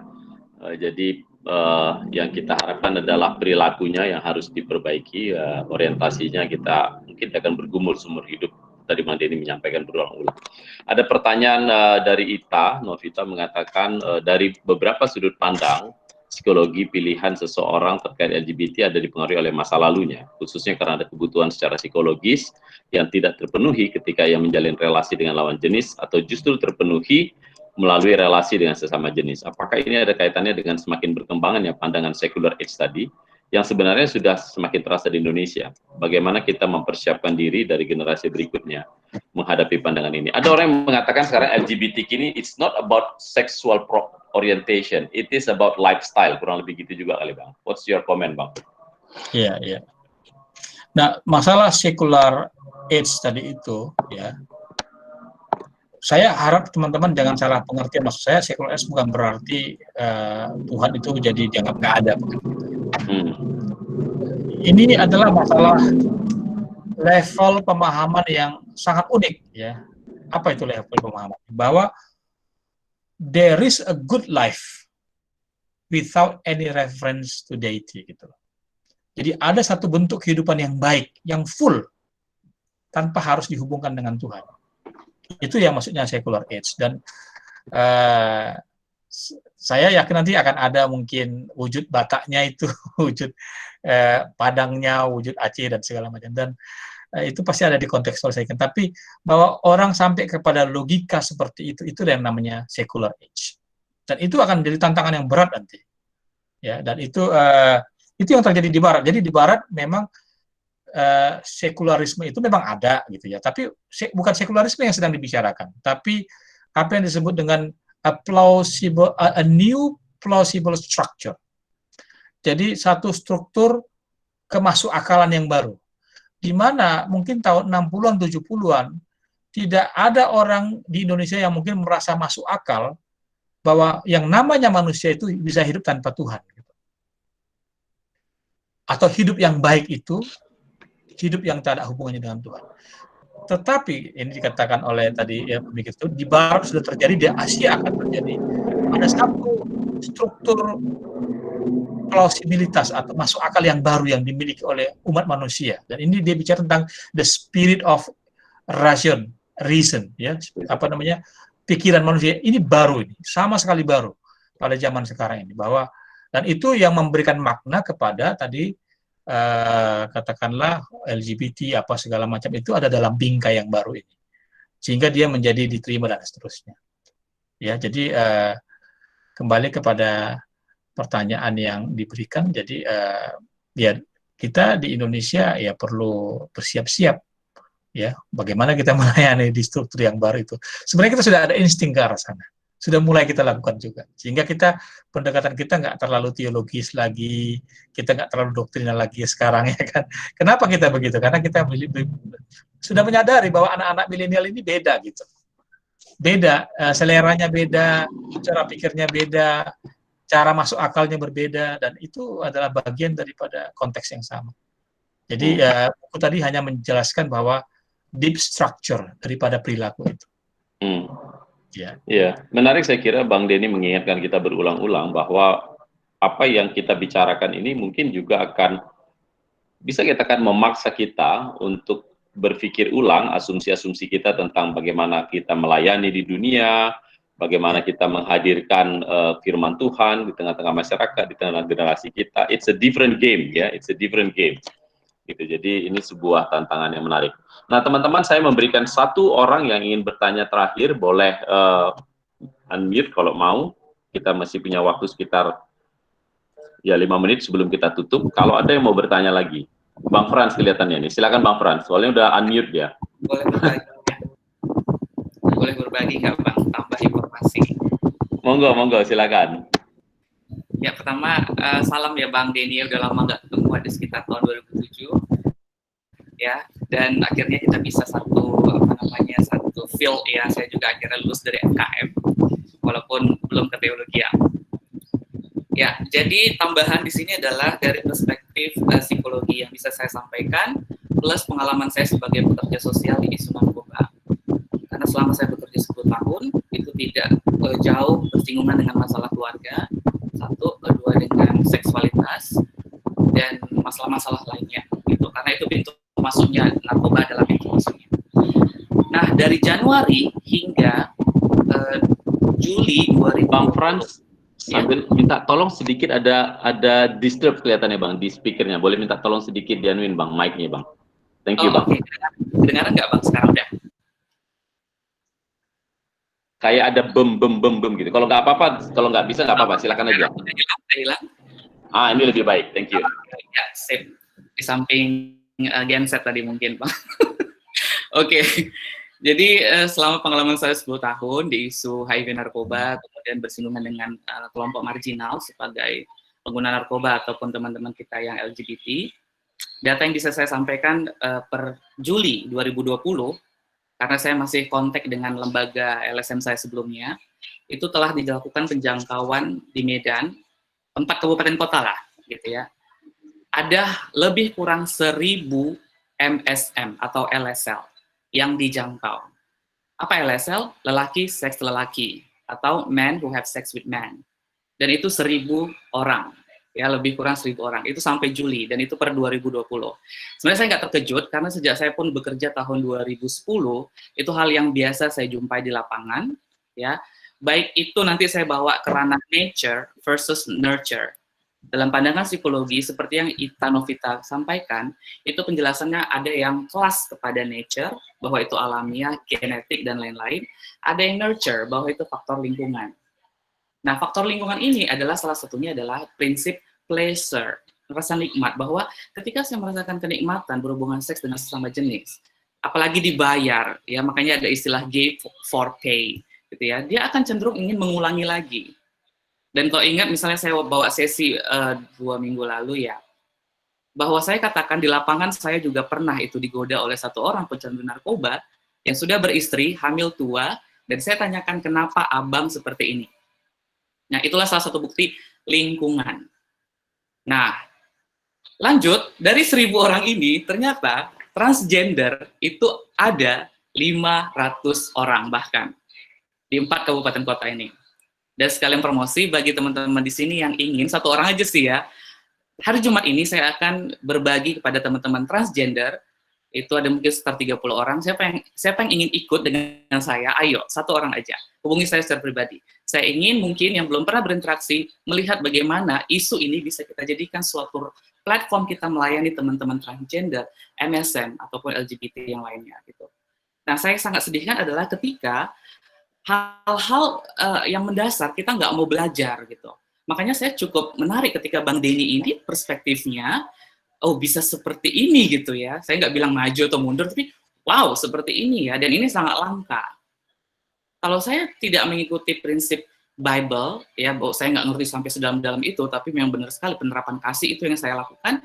Ketika di lapangan saya bisa ajak cerita teman biseksual, teman gay, teman lesbian. Bisa nggak saya masuk platform ajari tentang kasih Tuhan? Puji Tuhannya bisa.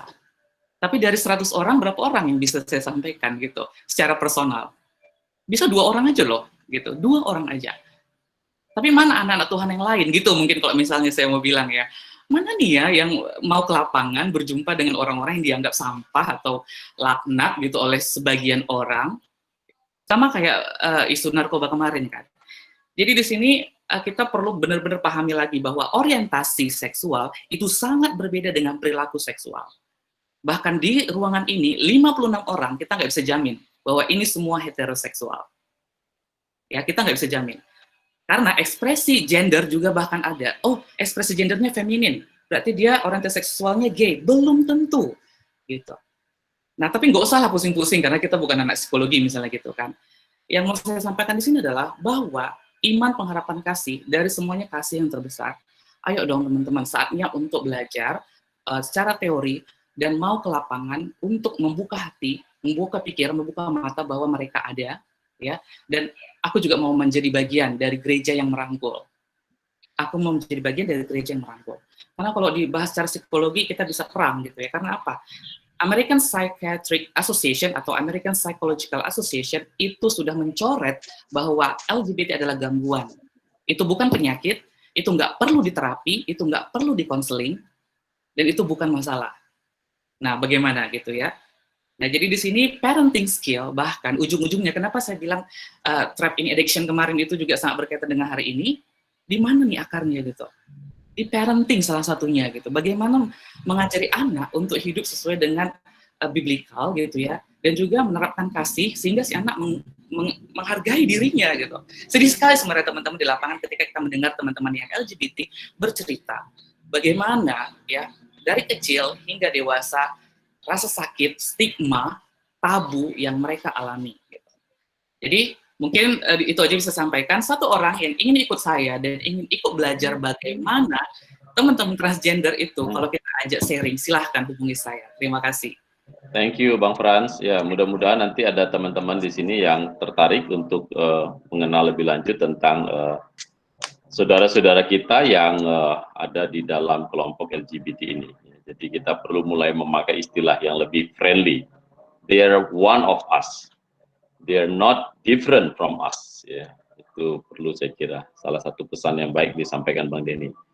At the end of the day, kita adalah sesama orang yang diciptakan mulia, tetapi juga sesama orang yang terperangkap dalam kejatuhan. Yang sama-sama punya pengharapan akan pemulihan. So that's terlalu banyak kesamaan dengan mereka. Bang Denny, terima kasih. Please last statement Bang Denny sebelum kita tutup. Ya, terima kasih buat Frans dan Bang Fendi buat ininya, waktunya, dan juga buat komentarnya.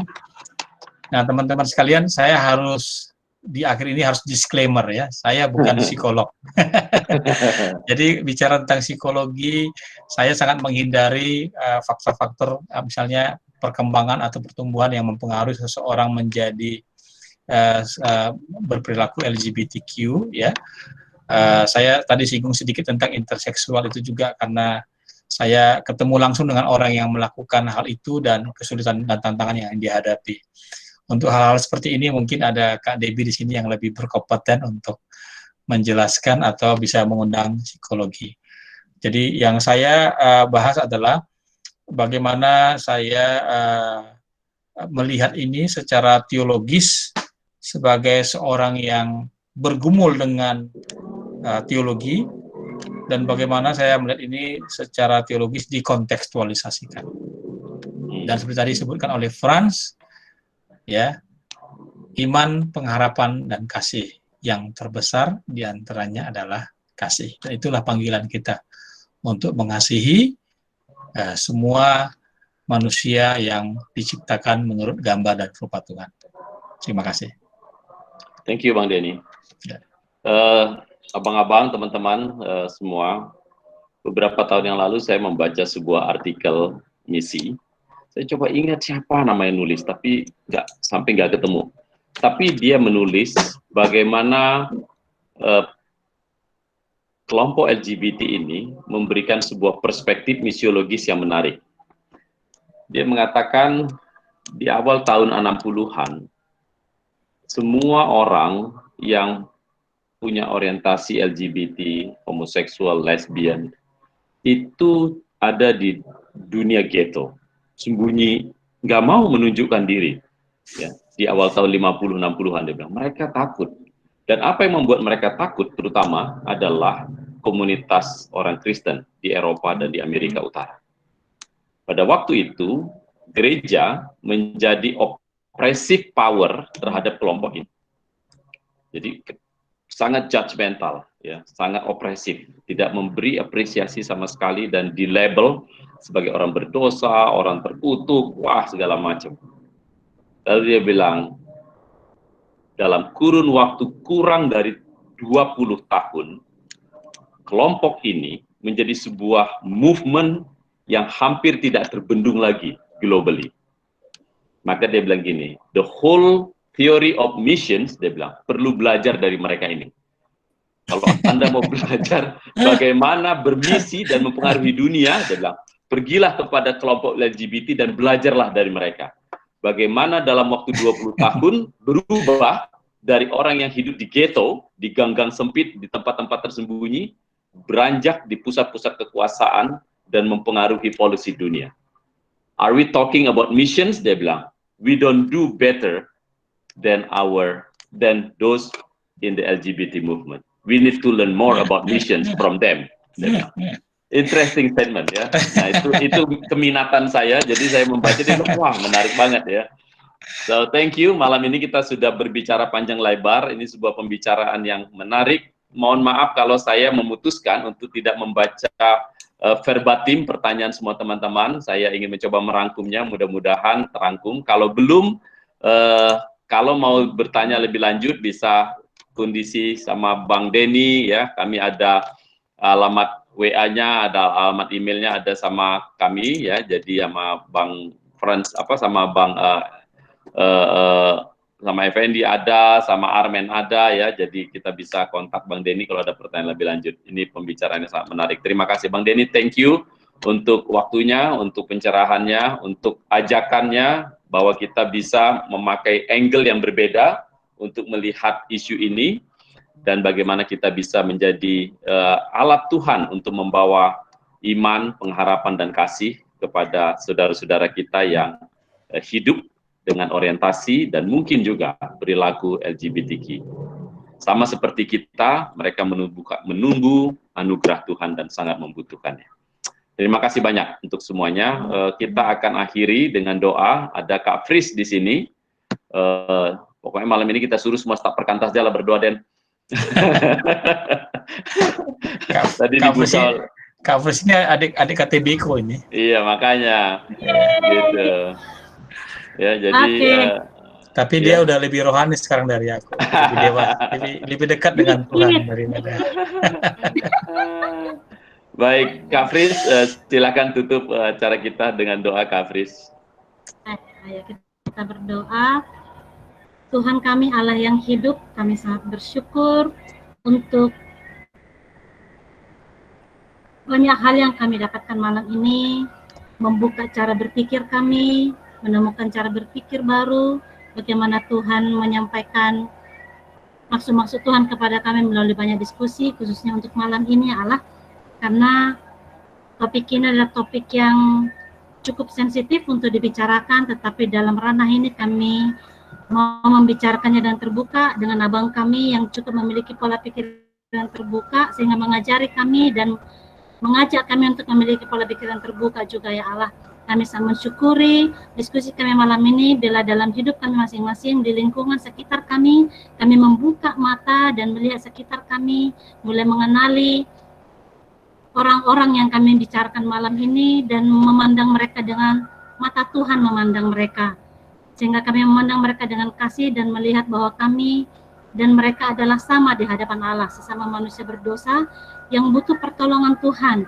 Dan biarlah kami memandang mereka dengan kasih sehingga tidak melihat bahwa mereka jauh lebih berdosa dari kami.